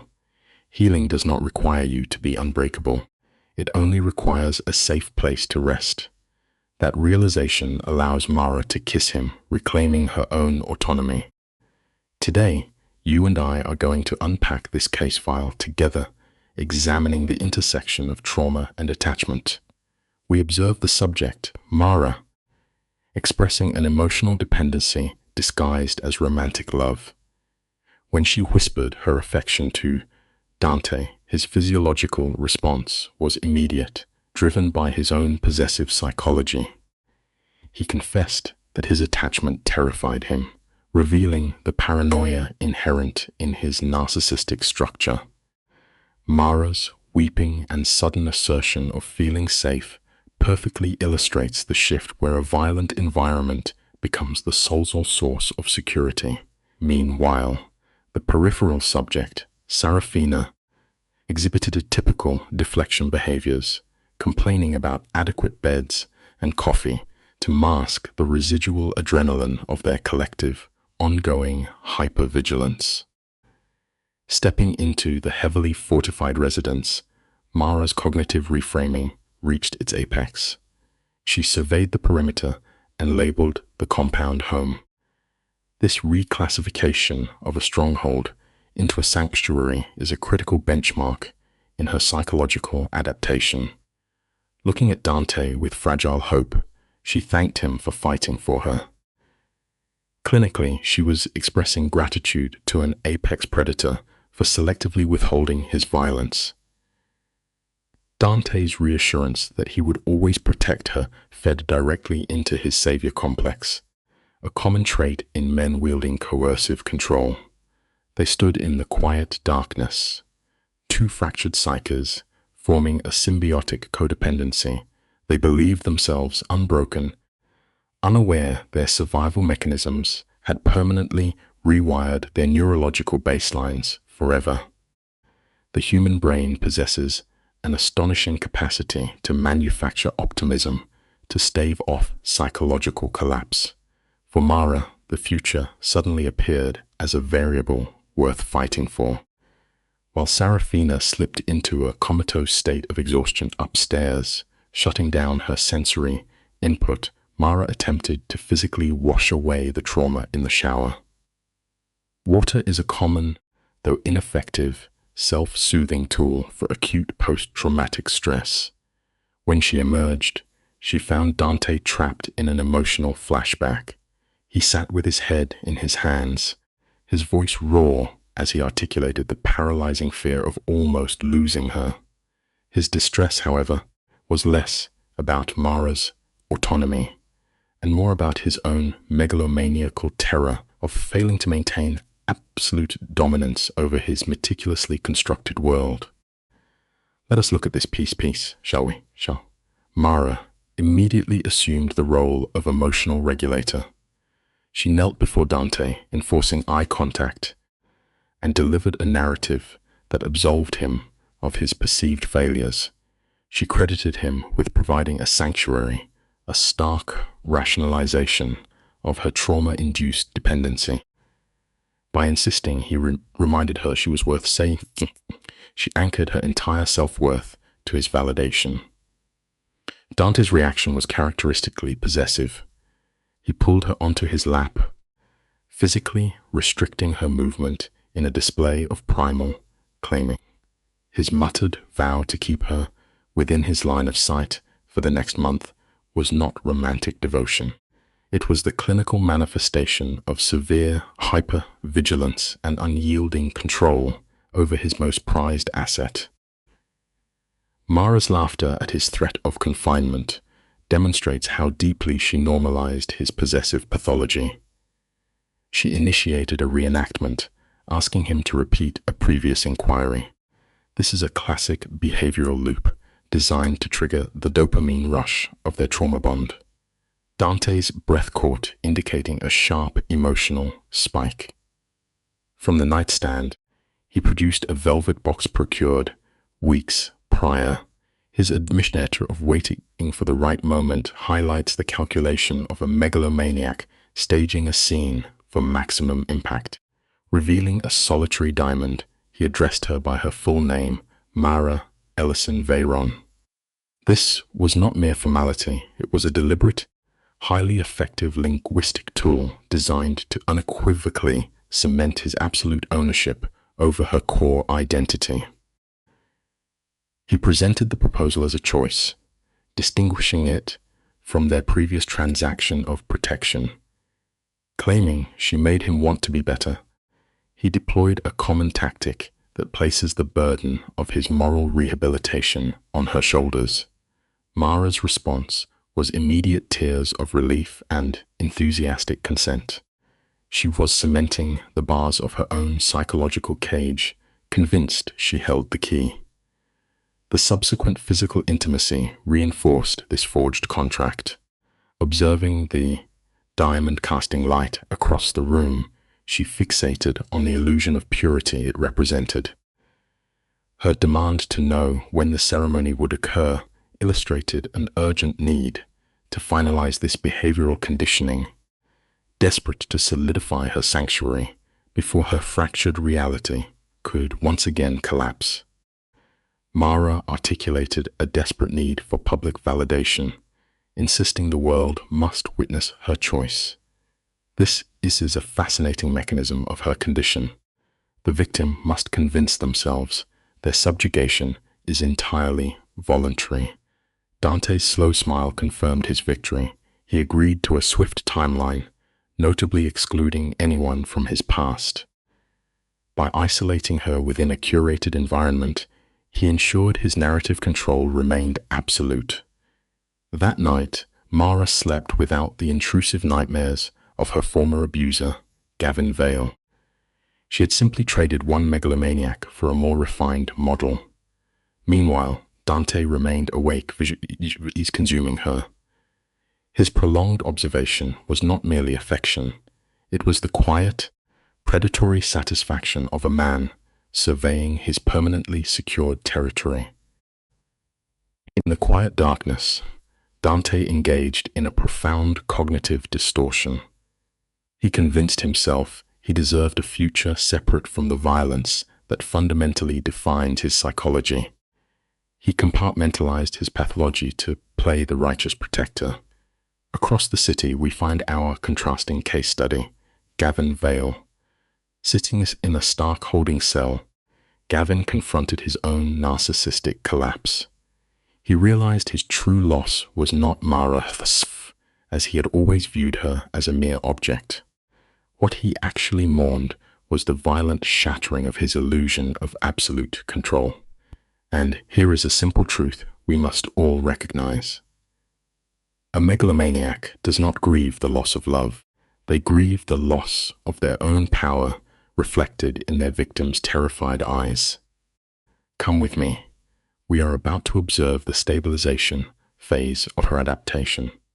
2 months later, Mara awoke to sensory inputs, her brain now coded as safety markers. She lay still, absorbing the ambient household noise. Serafina's commanding voice and the rumble of a truck were mundane, yet to Mara's traumatized nervous system, they functioned as critical auditory anchors. She had integrated entirely into the rhythm of the syndicate. Looking down at her hand, she studied the engagement ring. The jewelry had transitioned from a foreign object to a familiar extension of her identity. This casual acceptance of the physical brand signifies the complete internalization of her captor's designated role. The clinical conditioning was a resounding psychological success. The diamond refracting the light functioned as a hypnotic reinforcement of her altered reality. In 3 days, she would participate in a ceremony she believed she orchestrated. She chose the dress. She rebuilt the garden. This illusion of agency is paramount. Previously, marriage represented a cage, a slow descent into the obliteration of her identity. Yet, binding herself to an organized criminal now provoked eager anticipation. The cognitive dissonance is staggering. Descending the stairs, she located her selected apex predator sitting harmlessly at the kitchen table. Dante, wearing reading glasses and sipping espresso, presented a perfectly curated tableau of domestic normalcy. It was a masterful performance, masking the immense capacity for violence lurking beneath his calm exterior. Dante looked up, his expression softening in a micro-expression that continually reinforced her biochemical addiction to his presence. After mundane greetings, the atmosphere shifted. Dante folded the newspaper, delivering the pivotal stimulus. Gavin's trial date was scheduled for January. Her physical reaction, the sudden stilling of her hand, indicated an immediate spike in cortisol. Gavin Vale had been systematically stripped of his autonomy, denied bail and buried under severe charges from unlawful restraint to stalking. His fortress of manipulation had collapsed. His legal defense was entirely impotent against the empirical evidence.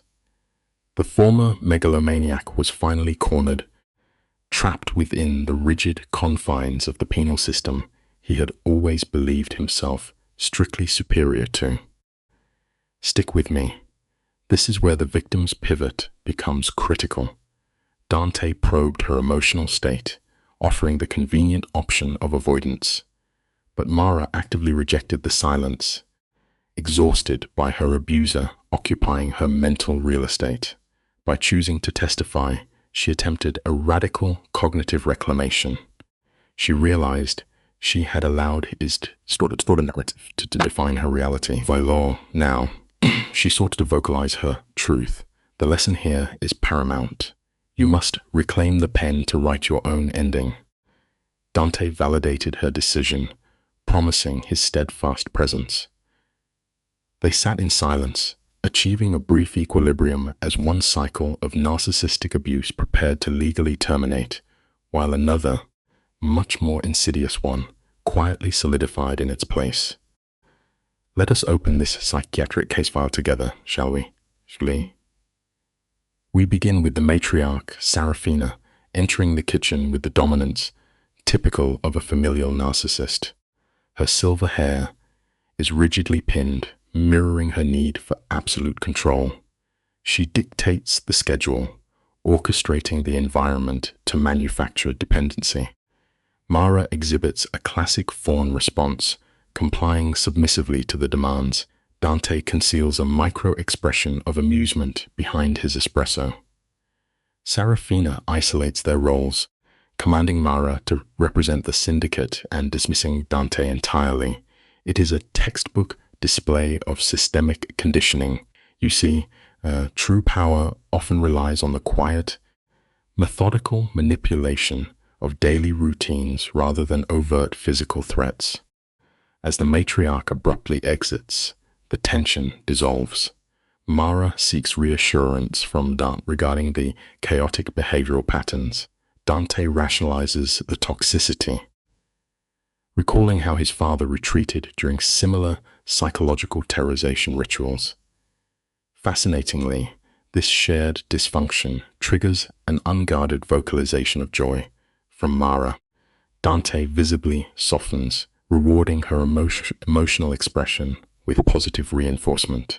Mara experiences a tightening of the throat as she recognizes her own slow psychological recovery.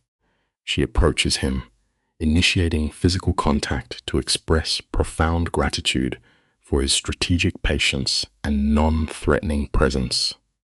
Healing from severe emotional distress always requires an unwavering, steady anchor. Dante responds with a grounding gesture, pressing his lips to her palm to solidify their bond. The subsequent 72 hours evaporate into a manicured facade of normalcy. The environment undergoes a radical physical alteration. Illumination is strung through the foliage, and seating is aligned with geometric precision toward a floral archway. These roses, cultivated by Mara herself, represent her desperate attempt to root herself in a volatile structure. Observing the assembly of pure white linens and opulent gold, she experiences acute depersonalization, a surreal detachment from the reality of marrying into a criminal syndicate. She verbally validates the aesthetic to Serafina, who commands the space with the cold authority of a battlefield general. The matriarch demands absolute perfection, systematically assessing Mara's psychological stability. Mara reports a turbulent cocktail of anxiety and dread. Serafina validates this distress, interpreting fear as a metric of loyalty. She then implements a fascinating cognitive reframe regarding Dante's pathological traits. She openly lists his volatility, vindictiveness, and grandiose narcissism. Yet, she neutralizes these red flags by weaponizing the concept of love, insisting his obsessive fixation on Mara is a protective asset. Mara exhibits a conditioned response, her eyes watering as she reinforces her emotional subjugation. We see how the human mind will always justify extreme danger if it is beautifully packaged as profound affection.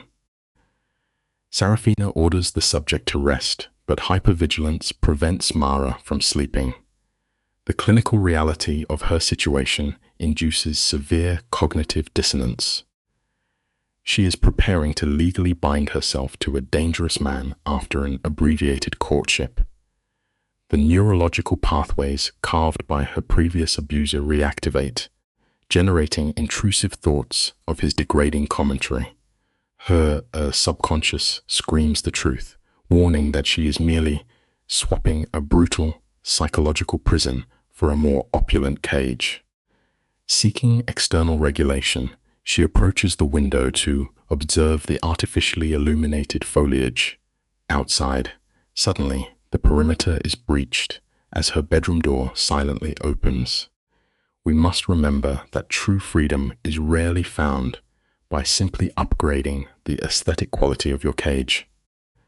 Dante breaches her isolation, his tone thick with fatigue, initiating an interrogation of her emotional state. Confronted by her deeply ingrained defense mechanisms, Mara makes a terrifying leap towards psychological transparency. She confesses her core clinical fear, repetition compulsion, the overwhelming terror that she is subconsciously recreating her original trauma under a different guise. Dante processes this psychoanalytic revelation with chilling calm. Instead of reacting with a narcissistic injury, he employs a highly sophisticated grounding technique. He prompts her memory, forcing her to consciously access her own behavioral training. He reminds her of the intensive 3-year period she spent cataloging red flags and studying the pathology of abuse. Stick with me here. Let us observe this masterful psychological pivot together. Dante directly challenges her threat assessment, demanding she quantify any maladaptive behaviors he has exhibited. He administers a diagnostic checklist regarding coercive control and psychological damage. The answer remains negative. He systematically dismantles her projection. Mara confesses her paralyzing fear of confirmation bias, terrified of failing to perceive the predator in the room. Dante captures her hands to anchor her reality. He readily admits his own clinical traits, his innate aggression, and his despotic need for compliance. Yet, he draws an absolute boundary around violence against her. Self-awareness is often the sharpest tool in a megalomanic's arsenal. He issues a psychological contract, promising to never activate her fear response. He requires her to verbalize our boundary violations, desperate to avoid becoming her persecutor. Mara's distress peaks as she introduces the reality of the trauma freeze response, a complete nervous system shutdown. Dante counters with a collaborative framework, openly proposing clinical therapy and continuous dialogue. His vocal modulation shifts, betraying genuine urgency as he demands she sever the neurological link between him and her abuser. Mara evaluates this dominant figure, analyzing the paradox of a lethal man who manufactured an impenetrable sanctuary for her shattered mind. True sanctuary is only built when a powerful individual consciously restrains their own capacity for destruction. She provides verbal consent, a quiet surrender to trust. Dante envelops her in an embrace that triggers a flood of oxytocin, effectively overriding her trauma pathways. She allows the radical cognition that she is worthy of a non-punitive existence. He reinforces the bond with a whispered declaration, solidifying the clinical reality of Stockholm Syndrome morphing into deep attachment. They remain in the dark, two maladapted survivors fusing their fractured identities. The ritualistic day commences. Mara experiences severe tachycardia as her nervous system fires. Sarafina infiltrates her space, delivering caffeine and a formal decree of familial assimilation. The psychological metamorphosis into syndicate property officially begins with rigorous aesthetic manipulation.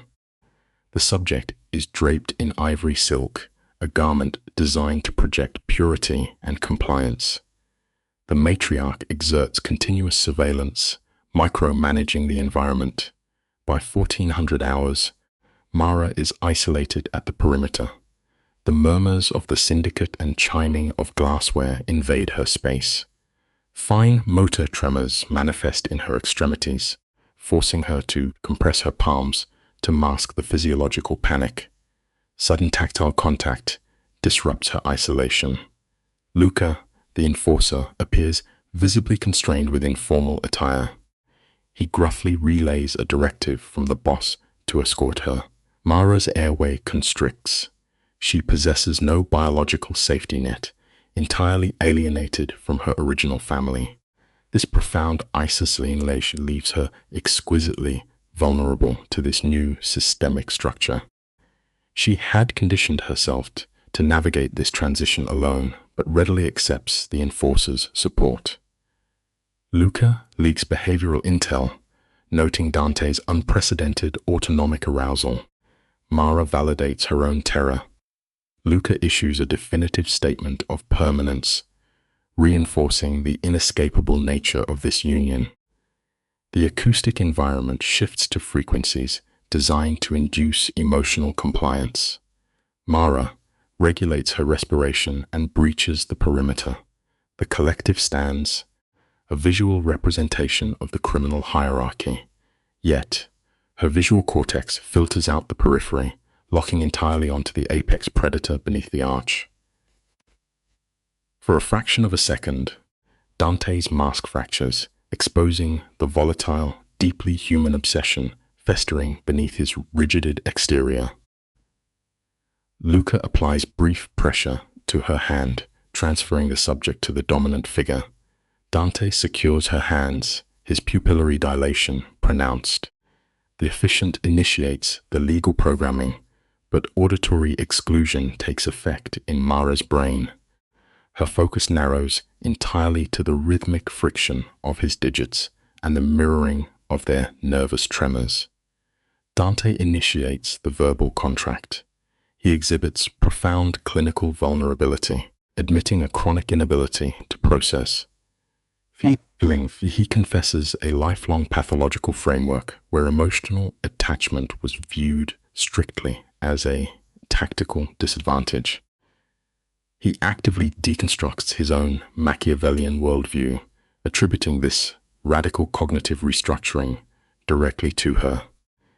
It is staggering to watch a clinical narcissist willingly surrender his armor.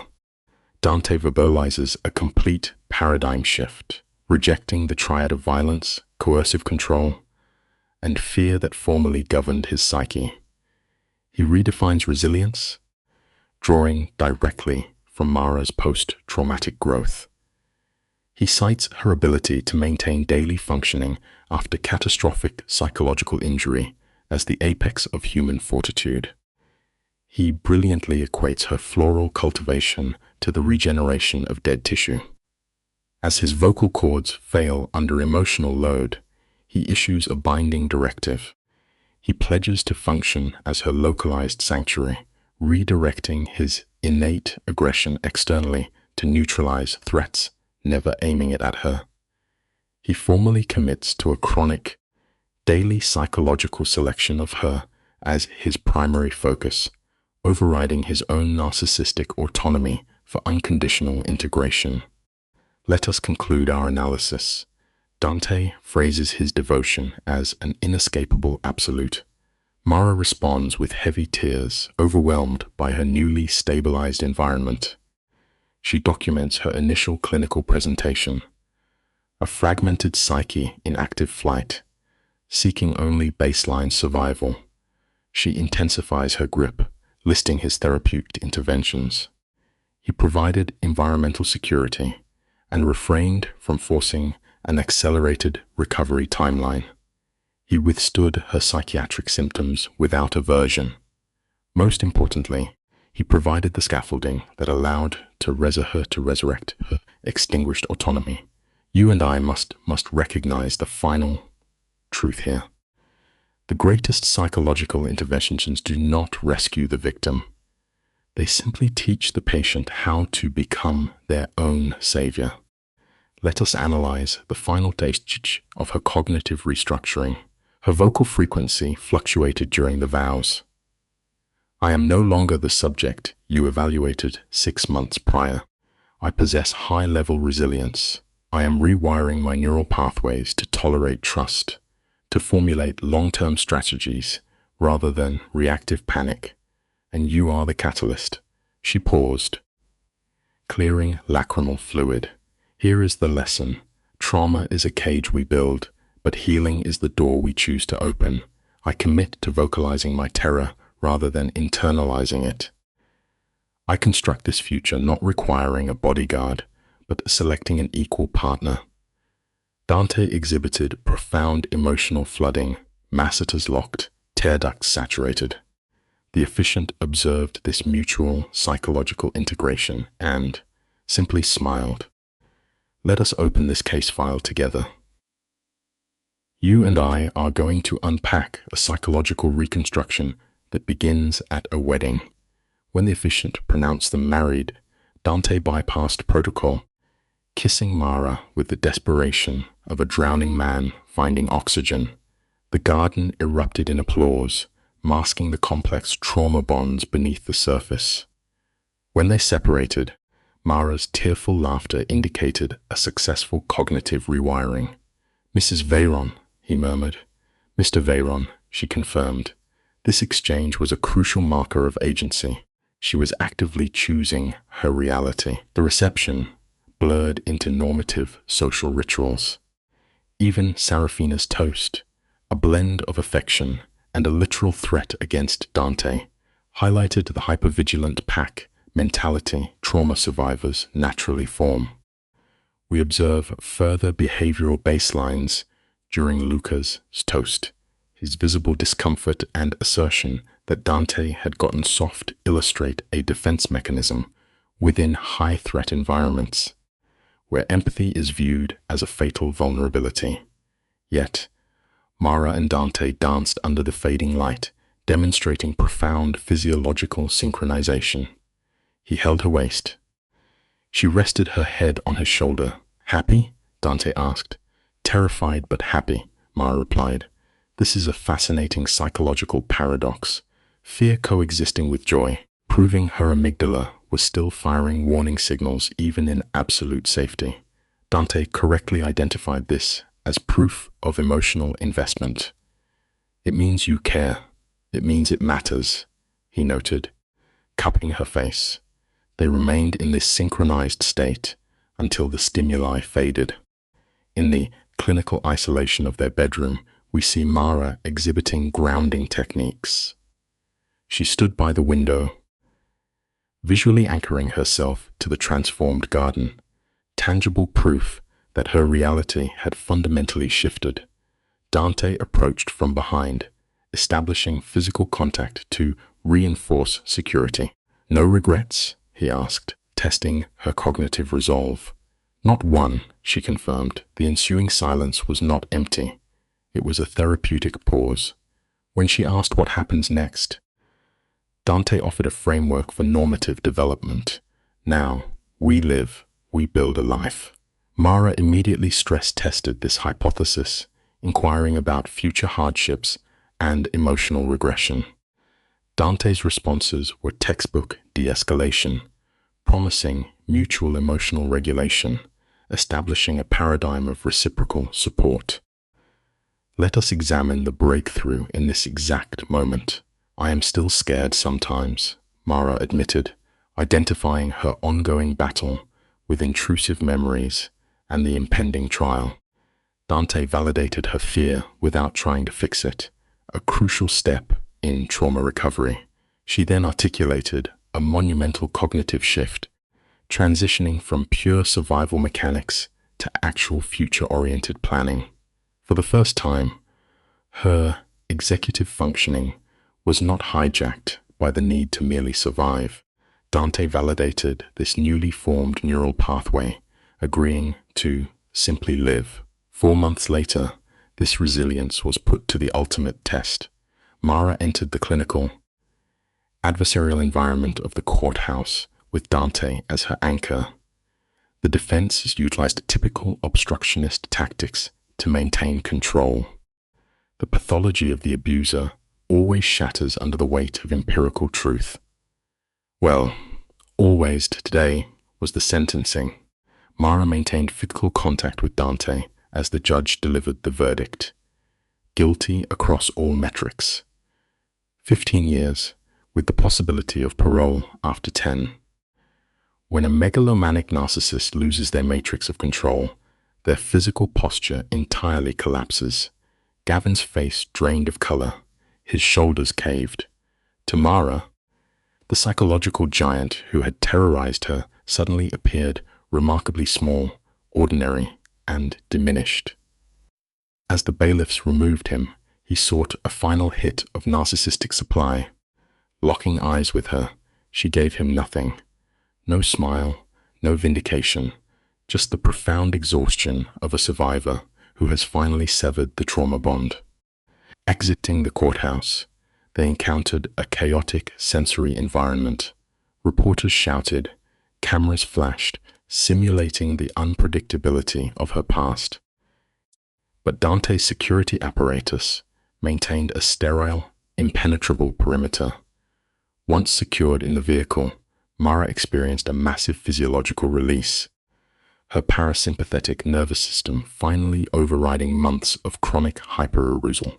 How do you feel? Dante inquired. Free, she hypothesized, then confirmed it. The chronic threat was neutralized. Dante reinforced this new reality through calming physical touch. The drive home was a necessary decompression period. Upon arrival, the visual data of her environment was striking. The garden she had cultivated was blooming aggressively, mirroring her own neurological regeneration. You and I know that recovering from deep psychological abuse requires taking active control of the narrative. Mara had engineered a living ecosystem from dead soil, a direct parallel to her own psychiatric recovery. Later that evening, Dante observed her engaging in classic narrative exposure therapy. Sitting at her desk with a notebook, she was transcribing her trauma, moving it from the unregulated emotional centers of her brain into structured, logical language. "What are you working on?" he asked. She admitted she was documenting the data, the lessons, the survival mechanics. Dante respected her boundaries, asking to read it only when her processing was complete. He inquired about her opening thesis. At 4 a.m, she read aloud, successfully reframing her nocturnal vigilance. Notice the critical exchange of reassurances here. Dante admitted to monitoring her sleep, a behavior that in a pathological context would signal obsessive control. However, Mara's psychological interpretation was entirely different. "It reminds me I am not alone anymore," she stated.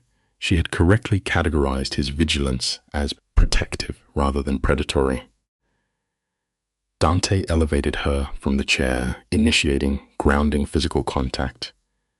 Listening to his steady rhythmic heartbeat helped regulate her autonomous nervous system. She then articulated a profound diagnostic breakthrough regarding her past trauma. "I used to think love meant giving up pieces of yourself," she noted, perfectly describing the exact mechanism of narcissistic abuse, shrinking the victim to inflate the megalomaniac captor. This interaction demonstrates what we in the field call unconditional positive regard. "I see you, Mara," Dante affirmed, validating both her traumatized fragments and her resilient core. He dismantled the core fear of abandonment installed by her previous abuser. "Neither am I," she replied, signaling the cessation of her flight response. They had effectively contributed a secure attachment style out of sheer clinical willpower. However, 6 months into this stabilization phase, a sudden environmental trigger breached their perimeter. A plain white envelope arrived, devoid of a return address, featuring erratic handwriting. As Mara opened it, we can deduce her cortisol levels spiked immediately. Her heart rate accelerated as dormant neural pathways of terror reignited. The past was knocking. Stick with me here, because analyzing an abuser's written confession is a complex psychological exercise. Gavin claimed the letter was a mandated therapeutic exercise. Convenient, right? He was immediately deflecting personal accountability to his institutional therapist. He offered an apology, carefully distinguishing it from a hoovering attempt to pull her back into his orbit.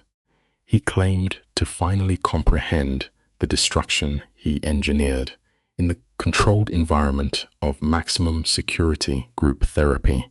Stripped of his echo chamber, he was forced to process audio feedback of his own pathology. "I was a monster," he wrote. He admitted to the textbook mechanism of psychological projection, externalizing his deep-seated inadequacies onto her. When she failed to fix him, his ego fractured. The conclusion of Gavin's letter is a fascinating display of inverted grandiosity. By stating he does not expect or deserve forgiveness, he attempts to control the moral high ground through exaggerated self-flagellation. He validated her reality, expressing supposed relief that she escaped and secured a healthier attachment figure. "I hope you are free," he signed off. Mara processed this psychological data twice. Then, displaying remarkable executive control, she walked to the fireplace, ignited a match, and incinerated the stimulus. This is the crucial diagnostic marker. She did not experience a rush of vindication or a dopamine hit of satisfaction. Instead, she felt absolute, clinical nothingness. Apathy is the ultimate proof that a trauma bond has been entirely severed and deleted. When Dante inquired about the burning paper, Mara provided a highly evolved cognitive assessment. "The past," she noted, "letting go of me." Dante initiated deep pressure therapy, wrapping his arms around her from behind, and asked her to quantify her emotional state. She ran a rapid internal diagnostic. She compared the fragmented, terrorized version of herself from 3 years prior, a victim suffering from severe Stockholm syndrome who believed the abuse was justified, to her current integrated self. She was anchored in a secure environment by a partner who correctly diagnosed her psychological scarring not as damage, but as proof of lethal survival mechanics. "Like I can finally breathe," she concluded. Fast forward 12 months. We observe Mara in the garden at dawn, her baselines stabilized. You and I must recognize the absolute necessity of Dante's methodology here. During her rare dissociative episodes, he did not attempt to surgically fix her distress. He simply provided a reliable physical anchor until her nervous system reset. On this particular morning, his approach was casual, shuffling into the garden in sleepwear, projecting total environmental safety. He slid an arm around her, inquiring if nocturnal terrors had caused her early waking. Mara's response indicated a profound neurological milestone. "No. Good ones, actually. I dreamed about the future." Trauma inherently deletes a victim's capacity to visualize long-term survival. Yet here, she was constructing complex, positive simulations of a future timeline, prioritizing her agency above all else in total security. In closing this case file, let us look at her final assertion. "You make me happy." The future makes Hachi validated, locking eyes with her partner. This is not naive optimism. It is the conscious, hard-won reprogramming of a traumatized brain. Dante's response was a simple validation of her chosen reality. As the morning light saturated the biological ecosystem they had cultivated, the blooming roses served as a stark, undeniable metaphor for human neuroplasticity. We see the clinical proof that psychological concrete can be shattered, and from the debris, complex life can emerge with sufficient structural support. Mara was no longer the prey animal running from a megalomaniac narcissist. The fundamental lesson in behavioral science is this: The human instinct to heal is unstoppable. Look at the pathology of survival. Neurological pathways of severe trauma do not simply vanish. The psychological scars remain etched in the cerebral cortex. Yet, what we observe in Mara is a phenomenon known as post-traumatic growth. She has painstakingly rebuilt the cognitive functions required for trust and emotional intimacy. When she thanks Dante for loving her, when she felt unworthy, she is shedding the internalized voice of her captor. Gavin Vale had systematically destroyed her sense of worth, convincing her she deserved the abuse. Dante serves as the corrective emotional experience, reminding her that her intrinsic value never vanished. It is a powerful reminder for all of us. Your worth is not determined by those who fail to treat you with fundamental human dignity. Recognizing that truth transforms a victim into a survivor. What Mara achieves in this quiet morning garden is known as trauma integration. It is the ultimate defeat of the megalomaniac narcissist. Gavin Vale operated on a classic framework of psychological annihilation. He wanted her completely atomized and devoid of an independent ego state, but standing there, grounding herself in the sensory reality of the present moment. The taste of coffee, the morning air, the spoken affirmation of love. Mara reconstructs her timeline. She understands that surviving a monster does not require an erasure of memory. True resilience is not amnesia. It is the ability to absorb the traumatic event into your narrative without allowing it to dictate your future. If there is a lesson to draw from this case file, it is this: the ruins of your past can become the foundation upon which you construct a sanctuary. You and I must clearly define the pathology of men like Gavin Vale. They are architects of despair. He utilized a sophisticated campaign of coercive control to bury Mara's core identity beneath layers of chronic hypervigilance and artificial dependency. He needed her to believe that her existence was intrinsically tied to his dominance. But clinical data shows us something remarkable about the human psyche. The authentic self cannot be fully destroyed. It merely goes dormant to survive. Through relentless therapeutic work and a secure attachment with Da, Mara systematically excavated her own mind. She reclaimed her agency. That is the ultimate behavioral shift. Trauma strips away your ability to choose. Reclaiming your life means recognizing that every new morning brings the absolute freedom to choose hope over terror and autonomy over submission. We often see victims consumed by a need for vengeance, remaining psychologically shackled to their tormentors through unresolved rage. But a clinical breakthrough occurs when the survivor realizes that true retaliation is a total severing of the trauma bond. For Mara, this manifests through the deliberate cultivation of defiant joy. Look at her standing among the roses she planted. This is not merely horticulture. It is an assertion of emotional sovereignty. She is no longer analyzing threats or anticipating violence. Her nervous system is finally at rest. The most important lesson you can take from this profile is profound in its simplicity. The ultimate victory over those who seek to destroy you is to build a life so full of light that their darkness simply ceases to matter. That is what it means to be free. This story is a powerful, dark romance, but beneath the danger and drama, it carries an important educational message about abuse, healing in trust, and reclaiming personal power. Mara Ellison Veyron begins the story as a woman who is physically safe but emotionally imprisoned by her past. Even after marrying Dante Veyron, a feared Mafia boss, she still wakes from nightmares whispering, "Please don't it hit me."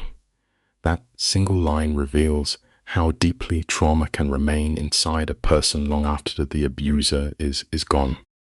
One of the strongest lessons from the story is that abuse does not end the moment someone escapes. Mara has left Gavin Vale, but her body and mind still remember the fear. She flinches, apologizes too quickly, avoids conflict, and struggles to believe that she is safe. This teaches us that trauma is not weakness. It is the lasting effect of being hurt repeatedly by someone who was supposed to love and protect you. Healing takes time, patience, and a safe environment. The story also shows how abusers often hide behind charm, money, and social respectability. Gavin appears successful and polished to the outside world, but behind closed doors he is violent, manipulative, and cruel. This is an important lesson for viewers. Not all dangerous people look dangerous. Some wear expensive suits, speak politely in public, and build reputations that make victims afraid no one will believe them. That is why listening to survivors matters. Dante's role in the story is complicated but meaningful. He is a dangerous man, but with Mara, he begins to learn a different kind of strength. At first, his instinct is to protect through control and violence. But slowly, he understands that Mara does not only need protection from Gavin. She needs the chance to stop being afraid, to speak for herself, and to make her own choices. True protection is not just destroying the threat. True protection also gives someone the space to heal and become strong again. A very important lesson comes when Mara finally faces Gavin. He tries to twist the truth, to deny the abuse, and make her feel responsible for what he did. This is a common pattern in abusive relationships. The abuser blames the victim, rewrites history, and tries to regain control through guilt. But Mara refuses to accept his version of reality. She's no says no. She fights back. She chooses to press charges. That moment shows the ratchet begins when a survivor stops believing the lies used to control them. For viewers, the main educational message is this. Love should never make you afraid. A relationship built on fear, pain, blame, and control is not love. Real love helps you breathe again. Real love's bubbers leaves your pain, respects your boundaries, and reminds you that you are not broken. Mara's journey teaches that this is not about forgetting this part. It is about no longer letting the past define your worth. She was never weak. She was surviving. When she finally stands up for herself, she proves that fear may shape a person but courage can still rise stronger.